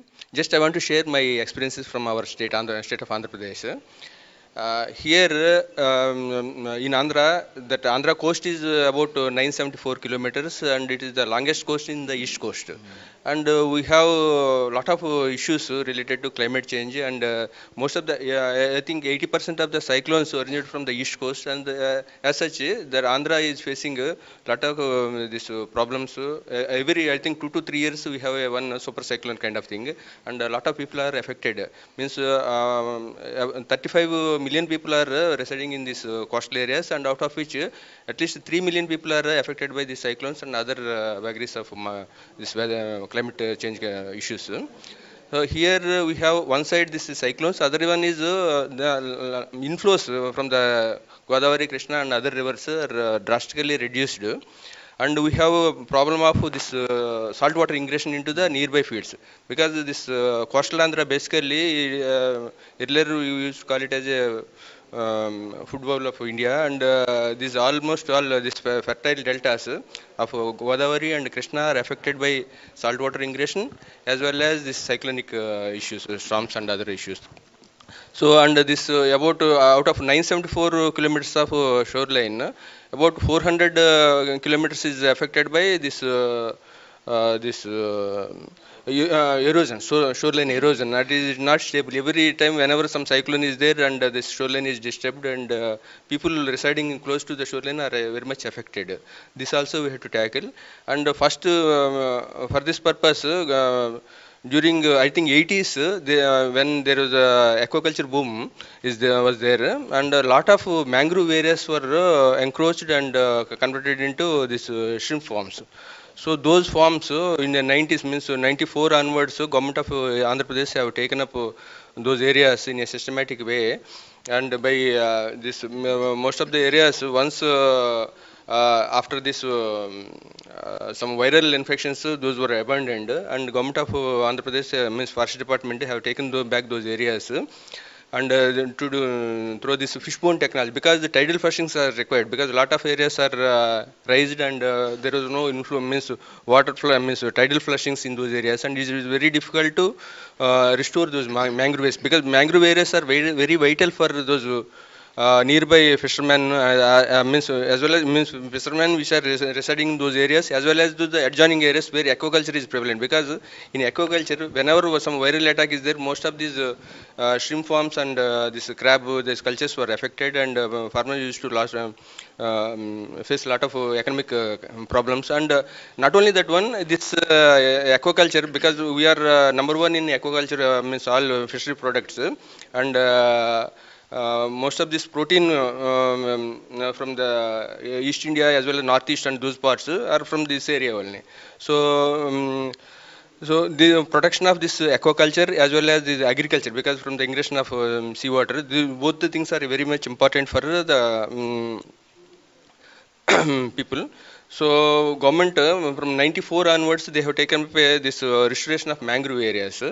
So all these because of systematic handling of those areas from 2019 onwards, there was a sea change in the mangrove density, because of all our FSI reports from the 2019 to 2021 says there is a 37 square kilometer improvement in the mangrove forest cover, because we have earlier we have around 333 square kilometers of mangroves in both Krishna and Godavari Estuarine areas.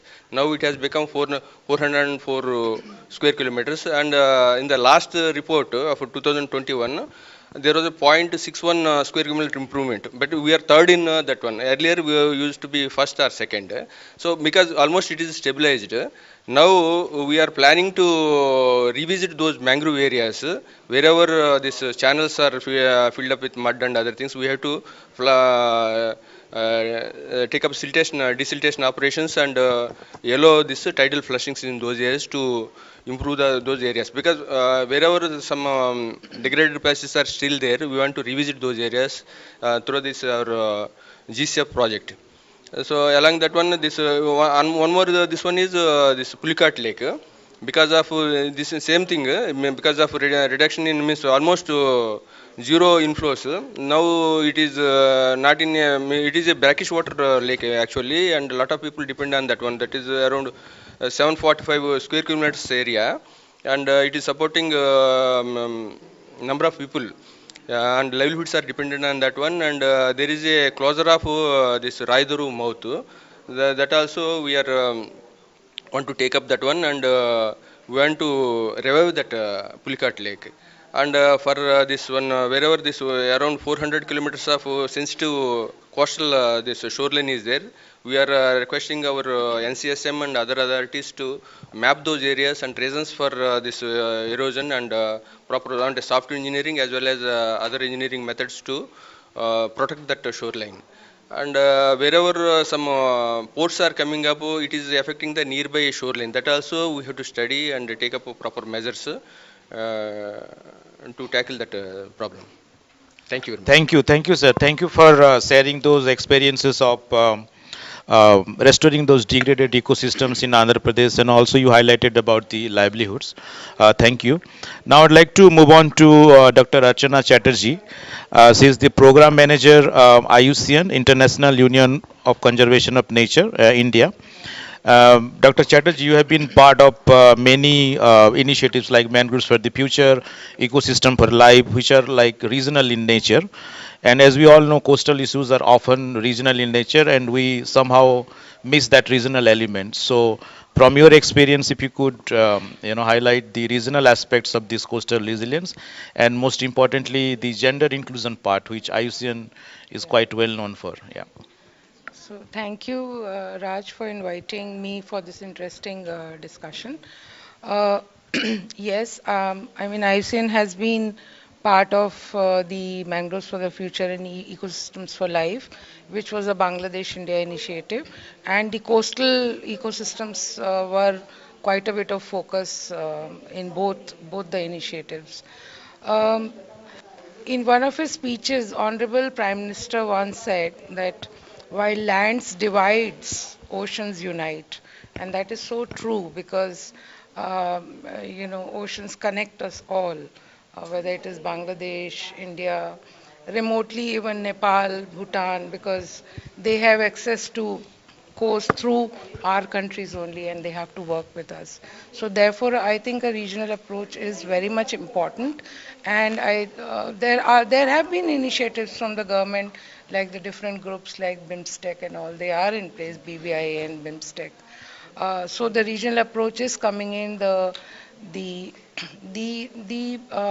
power of fighting the issue of climate change regionally is much greater than fighting it alone. And I think communities bear the brunt of all these changes, and especially women, as we have seen in, not only in coastal, even in Himalayan areas also, wherever vulnerable, women are first to be affected. Yesterday we were discussing in the gender group that the first thing that is cut off is women's mobile recharge.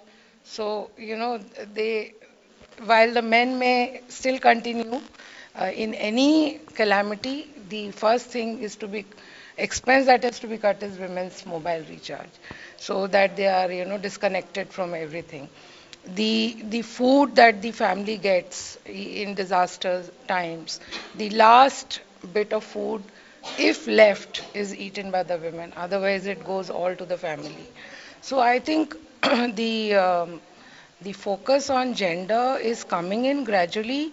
Gender disaggregated data is a big problem for planners, and I think that needs to be corrected at the, by the agencies who collect data in our country.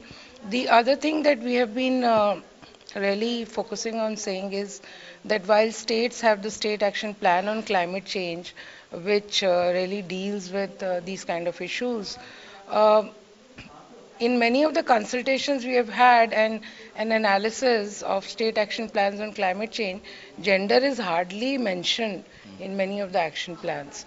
So we had recommended that there should be with each state action plan a climate change gender action plan.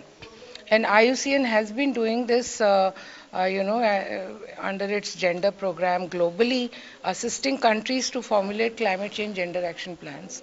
And we have already done it for Bangladesh, along with UN Women.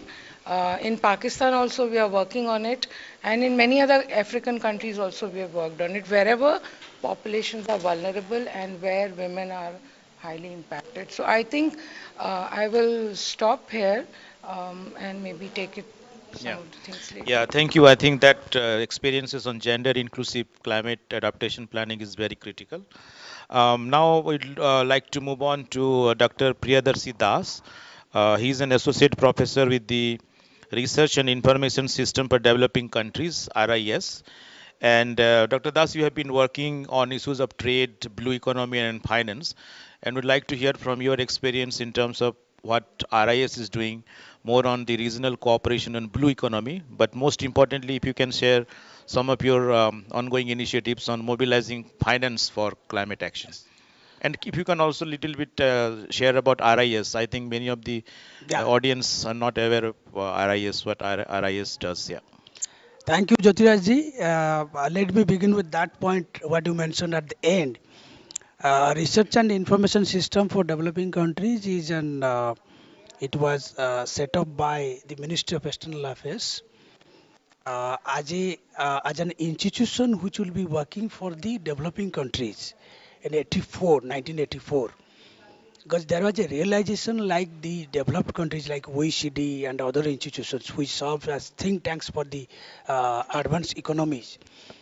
So that time it was a realization among the developing countries, which includes the African countries also, that we should have our own institution, which would be highlighting the policy concerns, developmental challenges, and that's how it started. And if you recall, non-aligned movement was the peak at that time.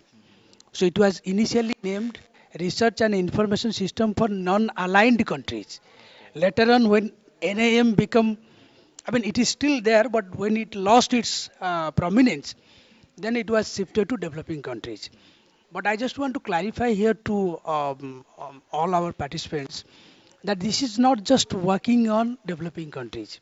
We are working on global issues, development issues like trade, investment, South-South cooperation, new technologies, the new formats of industrialization coming up, digitalization, its implications for development. And now the activities have been diversified into many more areas in the last 40 years. Now coming to the topic of discussion today, I'll begin by saying that coastal resilience is a public good.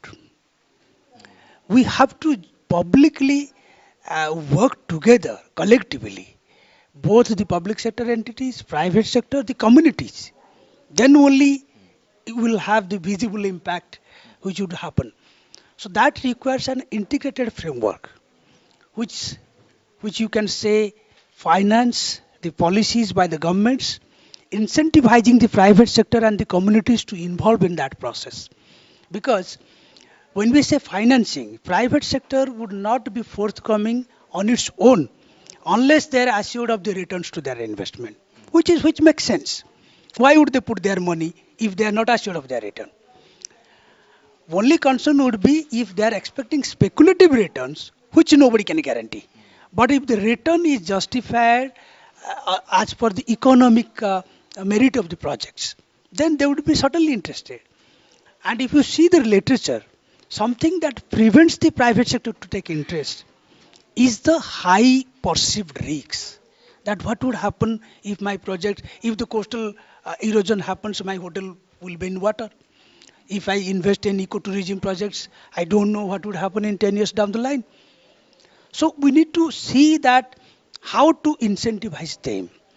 And second part would be no particular entity will be exposed 100% to any project. You need to distribute risks through various instruments, blended finance instruments, co-financing.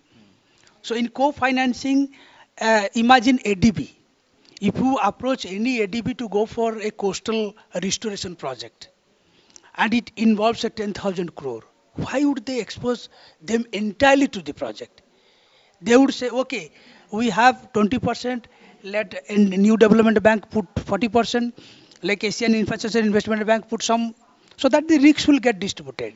Maybe a part of that could be also issued to the public in the form of equity. So all these green bond, resilience bond, co-financing opportunities could be explored. Now, how do we incentivize? Incentivizing, it is not a new thing. Any kind of infrastructure, because I have been working on infrastructure finance for quite some time. For past 20 years we are talking about. Investing in infrastructure should be an asset class which the investors would be interested to invest. Like you invest in bond, equity, stock bonds and everything. Those are typical financial assets which has a very deep secondary market. that people are willing to exchange in the secondary market. But infrastructure investment, be it real estate, be it a digital infrastructure, be it telecom, be it whatever sector of infrastructure you think about, road, railways, that is not considered as an asset class as such. We have been talking about for past 20 years. Recently in G20, couple of G20 meetings, I mentioned that this is probably one of the disincentive for the private sector. That if it is not treated as a financial asset or asset which is high worth, they would not be interested on it on their own. You have to bring them on board. So here comes the role of public investment. Public investment should happen first and then crowd in private investment. And there is also a lot of literature that if the project has a long gestation period, the initial part of the investment should be by the government, so that the private sector watches and realizes, yes, it is happening. And then in the operation phase, when the revenue streams become reasonably predictable, the private sector comes in. Now, what about the public stakeholding in this process? Like the coastal cities, native fishermen communities, they are facing the brunt, as Madam was referring to, women. But can they do something on their own? They can't. They are helpless. We need to reach out to them, tell about that we are doing commercial fishing, but we don't want to destroy artisanal fishing, small sector fishing. I was part of the RIS team on blue economy. We still have a forum for all our co-panelists. We call it Blue Economy Forum, where in 2015 we produced a report for Indian Ocean Rim Association officially, and BIMSTEC also in 2018. If you read the BIMSTEC charter, BIMSTEC declarations, blue economy first time appeared in 2018 during Kathmandu summit, and we played a key role bringing blue economy on board. We organized a conference before the summit, met the Nepalese Prime Minister only that time. We said blue economy. They said blue economy, why? We have no stake in that. Exactly what the point you mentioned. We said the wind, the fish caught in India could go to any place in the world. The quality of wind or the climate change impact will also be felt by Nepal. Then we had to do a bargain. Okay, why don't you add mountain economy? So please see that document. Mountain economy and blue economy were first time added in BIMSTEC. So this type of sensitizing the governments and communities. Communities can be roped in various ways, like the UN organizations and others. Towards the last part, I'll go little deeper into the financial part. It has to be a mix of, when you say coastal resilience, most of the coastal areas are going to be urbanized, because that's how you see the way you can extract revenue from the tourism projects, good number of hotels, all sorts of things. So urbanization is going to happen rapidly in coastal areas. But can you just leave it to happen on its own? No. Last year, during Indonesian presidency of G20, I worked with a team from Indonesia. We submitted a policy brief where we said we have to think out of box. Urbanization, we have town planners, we have urban planning, but still we have master plans, everything. We have to think beyond what is that outside the conventional thinking.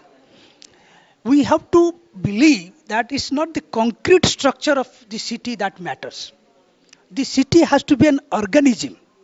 It has its own life, economic life, social life, involving the community. So don't just build concrete structure which looks good in terms of the urban planning, the way roads should be like this, railway tracks should be like this. It has its own life. So that would require injecting the sustainability components at the planning stage. And that includes financing as well. So financing has to be, first thing would be risks should be distributed.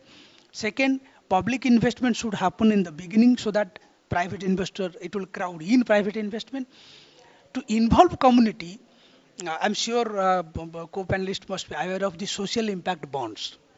So the impact bonds are actually commercially designed financial instruments for a social cause. So if it is targeted towards women fishermen, people will be investing in those bonds. They will get the commercial rate of return, but the money will be pulled for that project. Now, if I invest in a bond, it's a typical commercial investment. I invested for return. I don't know where the asset managers are putting the money. But in this case, the asset manager is meant for that project. Whether it's for fishermen, whether it's for coastal, say, coral reef or mangroves. So that way social impact bond could be roped in. There are instances, but it has to be scaled up. There are instances of somewhere social impact bonds are minuscule. They are not large funds, but they are increasingly being viewed as innovative instruments. User charges. User charges has been a very complex area in the literature when infrastructure. Can people pay more for health services? We are paying. We don't wait for the government hospitals, we rush to private hospital. So there is willingness to pay for better environment, willingness to pay for better water, and for better coastal areas also. We don't have to exploit people. We just have to tell people that whatever 1 rupee or 5 rupee you are paying, just pay 1 rupee more. We have happily paid 1 rupee cess on our petrol consumption for so many years to build our roads in the country. We can pay 1 more rupee like that for the clean environment, clean coastal cities. So like that, we have to think about a lot of innovative instruments for pooling resources.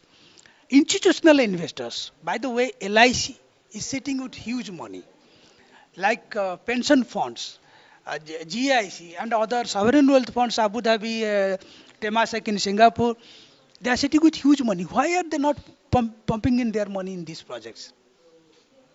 Again, the same thing, the risk perception, the state guaranteeing that, how do blend sustainability into the commercial viability of the projects, how do you assure that revenue stream is not disturbed few years down the line for political risks or change of governments.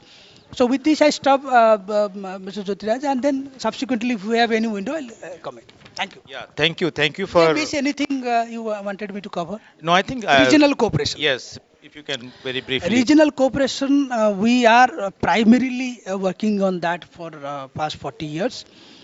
Like be ASEAN. India-ASEAN cooperation framework has a blue economy component. That blue economy, as you said, that lands divide, oceans connect. That's true. The amount of economic potential, the potential for investment in ocean resources, like marine biotechnology, say food, seafood industry, marine ICT, a whole bunch of marine, the same industry connected to marine has not been exploited commercially. The National Blue Economy Policy, which is under consideration, the background work was also done by us along with others, with National Maritime Foundation and others. So the sensitization that has happened around blue economy, be it in ASEAN, BIMSTEC, a lot of things have been discussed at the level of that. Yes, we realize that the next economic drivers of economic growth, job creation will be ocean economy. We have so far only used ocean for navigation as sea routes, but not thought about its sustainability. The deep sea minerals all have to be sustainably harnessed, and a lot of scope for job creation and others would happen. Of course, if the marine economy gets diversified significantly, it would require new skills. So skill development of the coastal communities and the programs on that. We have National Institute of Ocean Technology. We have National Institute of Oceanography in Goa. They are the institutions, the fishing institutions are there, like SIFA in Bhubaneswar, Marine Fishing Institution in Bombay. So all have been activated, and hopefully there will be a mechanism for a lot of work has been done on Indian Ocean Rim Association, including ours. Thank you. Thank you for sharing some of those insights on finance and regional cooperation. Now that we have heard from all the panelists with very insightful examples, as part of the next round, we'll have only 30 seconds for each of the panelists to share your vision as part of the coastal sustainability and resilience. So I'd like to start with Dr. Purpaza to share your vision for the coastal resilience and sustainability. I think I just want to follow up with what Dr. Dash said. The future is very bright in terms of how to explore the oceans, not exploit the oceans. Explore the oceans in terms of how you can ensure sustainability in enhancing those resources and also wisely utilizing those resources. There are two things. First of all, we need to be very conscious of the fact that everything needs to be planned in a systematic manner and not haphazard without any conflicts, or at least complementing in most aspects rather than conflicting in most aspects. So in that case, we need to have a very systematic coastal and marine spatial planning to be done. So once you allocate areas for like-minded activities, or in sectors that do not conflict with each other, that would be the first step in making a blue economy possible for the country. Otherwise it will become again another Pandora's box like what we are having in the coastal zones right now, because right now only since 2010 we are even thinking about coastal zone management, integrated coastal zone management. This involves about at least 8 to 10 most important management areas, be it shoreline. A lot of people were talking about erosion in the coastline. I think that is an excellent opportunity for safeguarding the people. So shoreline management, pollution management, I mean, I think that is extremely important. If you have to have good fisheries, if you have to have safe, ecologically sensitive systems, and also ecotourism to be there. So these are major aspects that need to be considered. And we should also be very conscious of the fact that disaster is extremely important. Nobody has that in our control. So we have to plan very systematically for disaster management planning. And that would come through the hazard line mapping that NCSCM has prepared along with the Survey of India. And that provides you exactly which are the areas which are vulnerable to the coast, to the coastal communities, how many female, gender, children, how many children are vulnerable, how many old age people are vulnerable. All these are available spatially and temporally as well. So these are some of the thoughts that basically we have to have better planning of the coastal areas and the marine areas in order to envision something like a sustainable 2047. Thank you. Thank you, ma'am. Dr. Das. I think the last point I just wish to bring an estimate which I read, Global Commission on Adaptation. They are saying protecting and restoring mangroves globally at a cost less than 100 billion could create benefit of 1 trillion by 2030. Now you are investing 100 billion and you are getting the return 1 trillion. This is the magnitude which has been invested. So what does it tell? That sustainability is not something which, or climate action is not something which is not very much part of what we are doing on a routine basis. We just need to see that the economic policies, the policies that we are implementing, it has to be sensitive to the environment. So many a time the private investor will say, why would I invest in something where the returns are unpredictable? You have to tell them there is economy, there is a strong economic rationale behind that. You invest in the industrial activity. You invest in the industrial activity. We want to just add sustainability component into that. So the cost benefit also has to be properly disseminated so that there is more willingness to get involved in the process. Yeah, thank you. Vasudevan, sir. Yeah, if it's a vision of 2047, I think it's very difficult, as I've already said, to visualize what is going to happen during that time. But looking at the uh, whole issue from the current framework that we have in our mind, I think blue economy is going to be a very big thing in the future, as my fellow colleague was saying.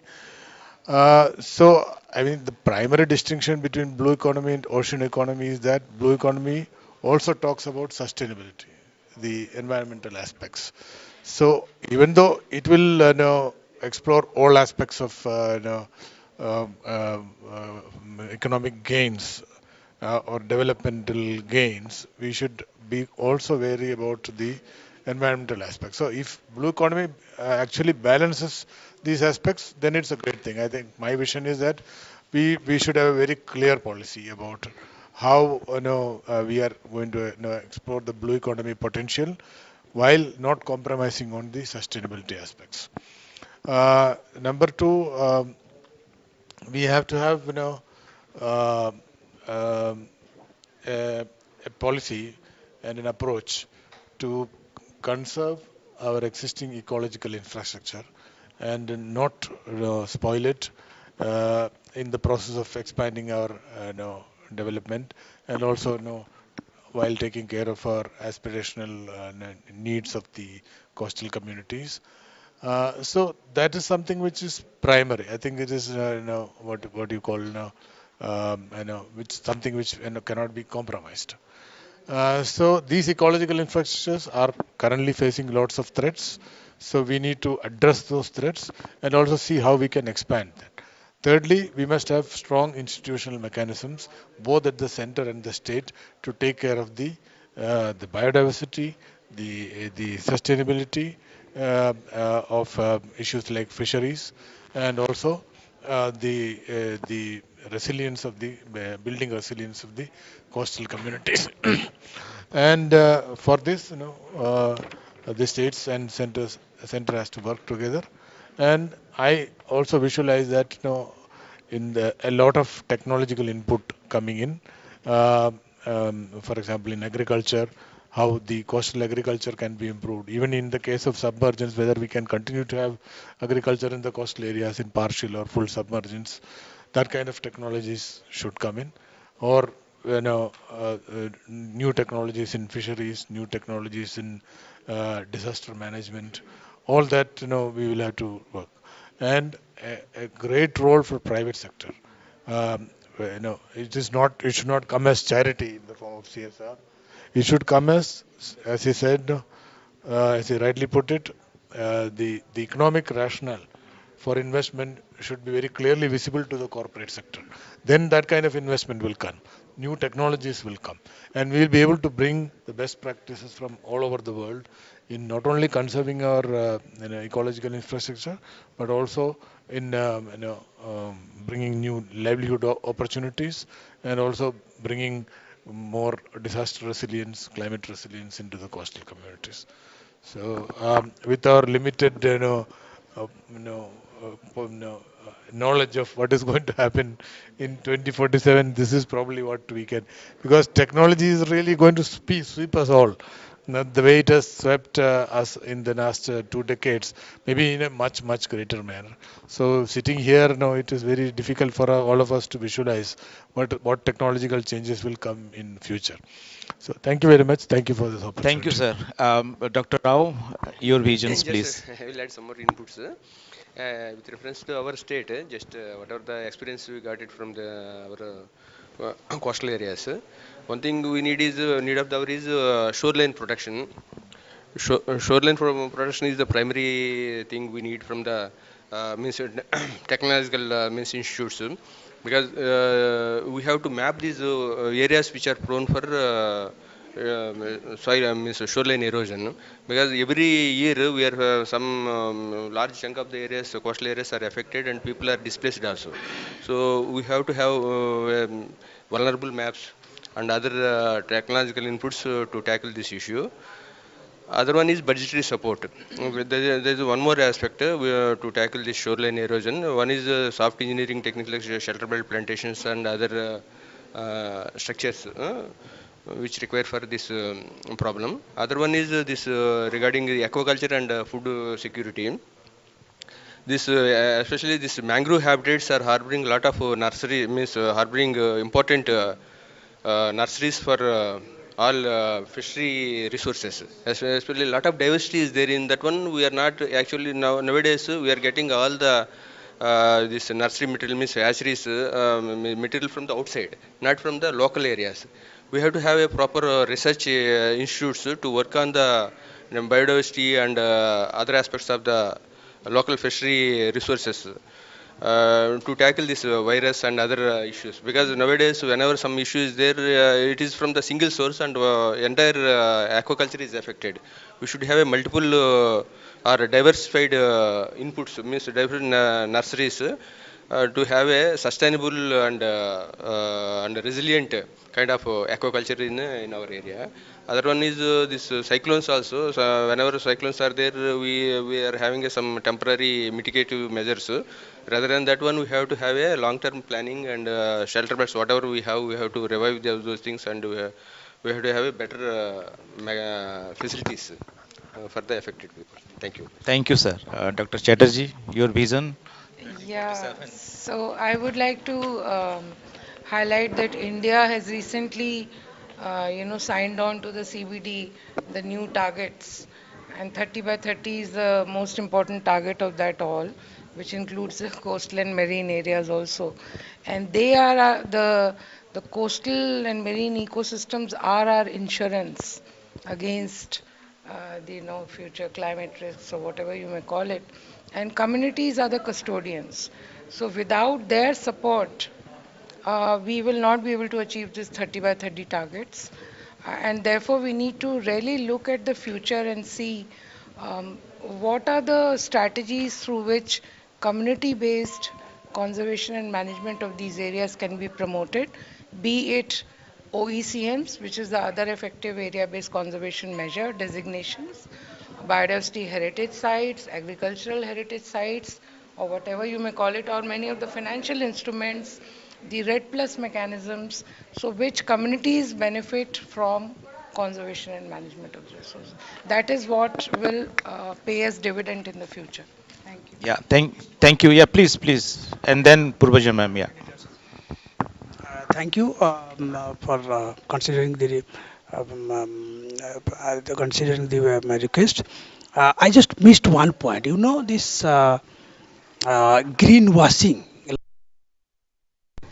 Now, what is greenwashing? The companies, those who want to mobilize more market, as per the new sustainability criteria, they want the issuers of bonds to declare, or the fund proposals to have the ESG declaration, environmental, social, and governance related declaration, that the project money is going to be spent in this project, which is a sustainable project. The returns, the annual reporting of that. So there is a literature that also being manipulated. So if greenwashing happens in the name of green finance and climate finance, we will also create haves and have-nots. So that also has to be dealt properly. Philanthropy funding, I mean what Mr. Vasudevan was referring, philanthropy trust, they are taking interest. Of course, they don't have the large resources like institutional investors, but they are also increasingly being participating in the funding. So I just thought of it. Yeah, thank you, Dr. Purvaja. Yes. Thank you for giving me the floor, Jyotiraj. Basically, four limited points that I have. One is in order to enhance the coastal resilience against all such vagaries and vulnerabilities, our understanding of our ecosystem goods and services values, I think that is very, very crucial. Once we do that, then the finance mechanism and other things automatically would come into place. The second thing is we also have to understand the carrying capacity of our systems. Basically we have not understood what is the carrying capacity, what are the thresholds that our ecosystems and environment is facing right now. So those two are very important scientific basis for any kind of future planning. Also, we should take advantage of two major UN decade this thing. One is the UN Decade of Ocean Science for enhancing blue economy and other related aspects. And the second thing is, of course, the UN Decade of Ecosystem Restoration. I think if we have to take maximum advantage of these two UN decades that we have in our hands, for if we have to ensure some kind of sustainability, and we have to also envision 2047. Yeah. So these are my limited points. Thank you so much. You want to make another point? No, I just wanted to say that the acceptance of green bonds is increasingly being noticed. Like if you see the green bond portfolio of the development banks, like New Development Bank, Asian Infrastructure Investment Bank, ADB itself, the portfolio size of the portfolio is increasing. The projects they finance in developing countries. In fact, India and China are the main issuers of green bonds. So people are buying, people are investing. But we need to have to see that how much of retail investor participation in that, and how deep is that market for secondary trading. Primary issuance happens, but the secondary market also has to be liquid and deep enough so that we could not continuously mobilize pop-up resources for channeling the resources for green projects. Uh, the final word. There's no final word on this. I know. I just thought when Professor Das was talking about this ESG, environmental, social, and governance investments and all. The other day I read an article in Economist about this, and they were advocating at the end of the article that this is actually being misused by many companies. A lot of greenwashing happening, and they were saying they were advocating that S and G should be removed from that because it's very complicated, and you should only retain E, environment. But then E should not be environment. That environment is also very broad. You should only focus on emissions and how companies are contributing to reducing emissions. So that ESG should be limited to E, and that's incidental. But anyway, one thing I remembered that now as part of our now G20 presidency, there's a lot of attention being given to the ocean dialogue, the blue economy, the marine litter, marine biodiversity conservation. So I think in the coming year we will see a lot more debate, on this involving all these G20 countries and also many other emerging countries. So I visualize a leadership position emerging for our country in these matters, especially with related to the global south. So that's just one point I wanted to add. So thank you very much. Thank you, sir. And I would like to thank all the panelists for this very insightful discussion. And as the last word from Mr. Basudevan, that the time is really right for India and all of us to sort of contribute in a leadership position, whether G20 or what Dr. Purvaza highlighted, the UN decades for ecosystem restoration and ocean science. So I thank you everyone for this discussion. I also like to thank all the audience watching us online. So with that, I would conclude this session. Thank you all.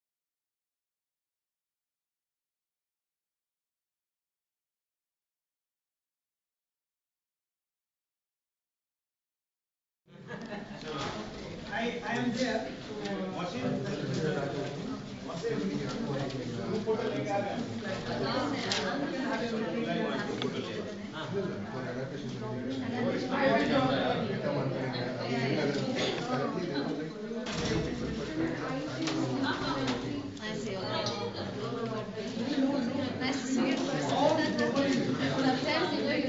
Sometimes you don't connect the person at the top.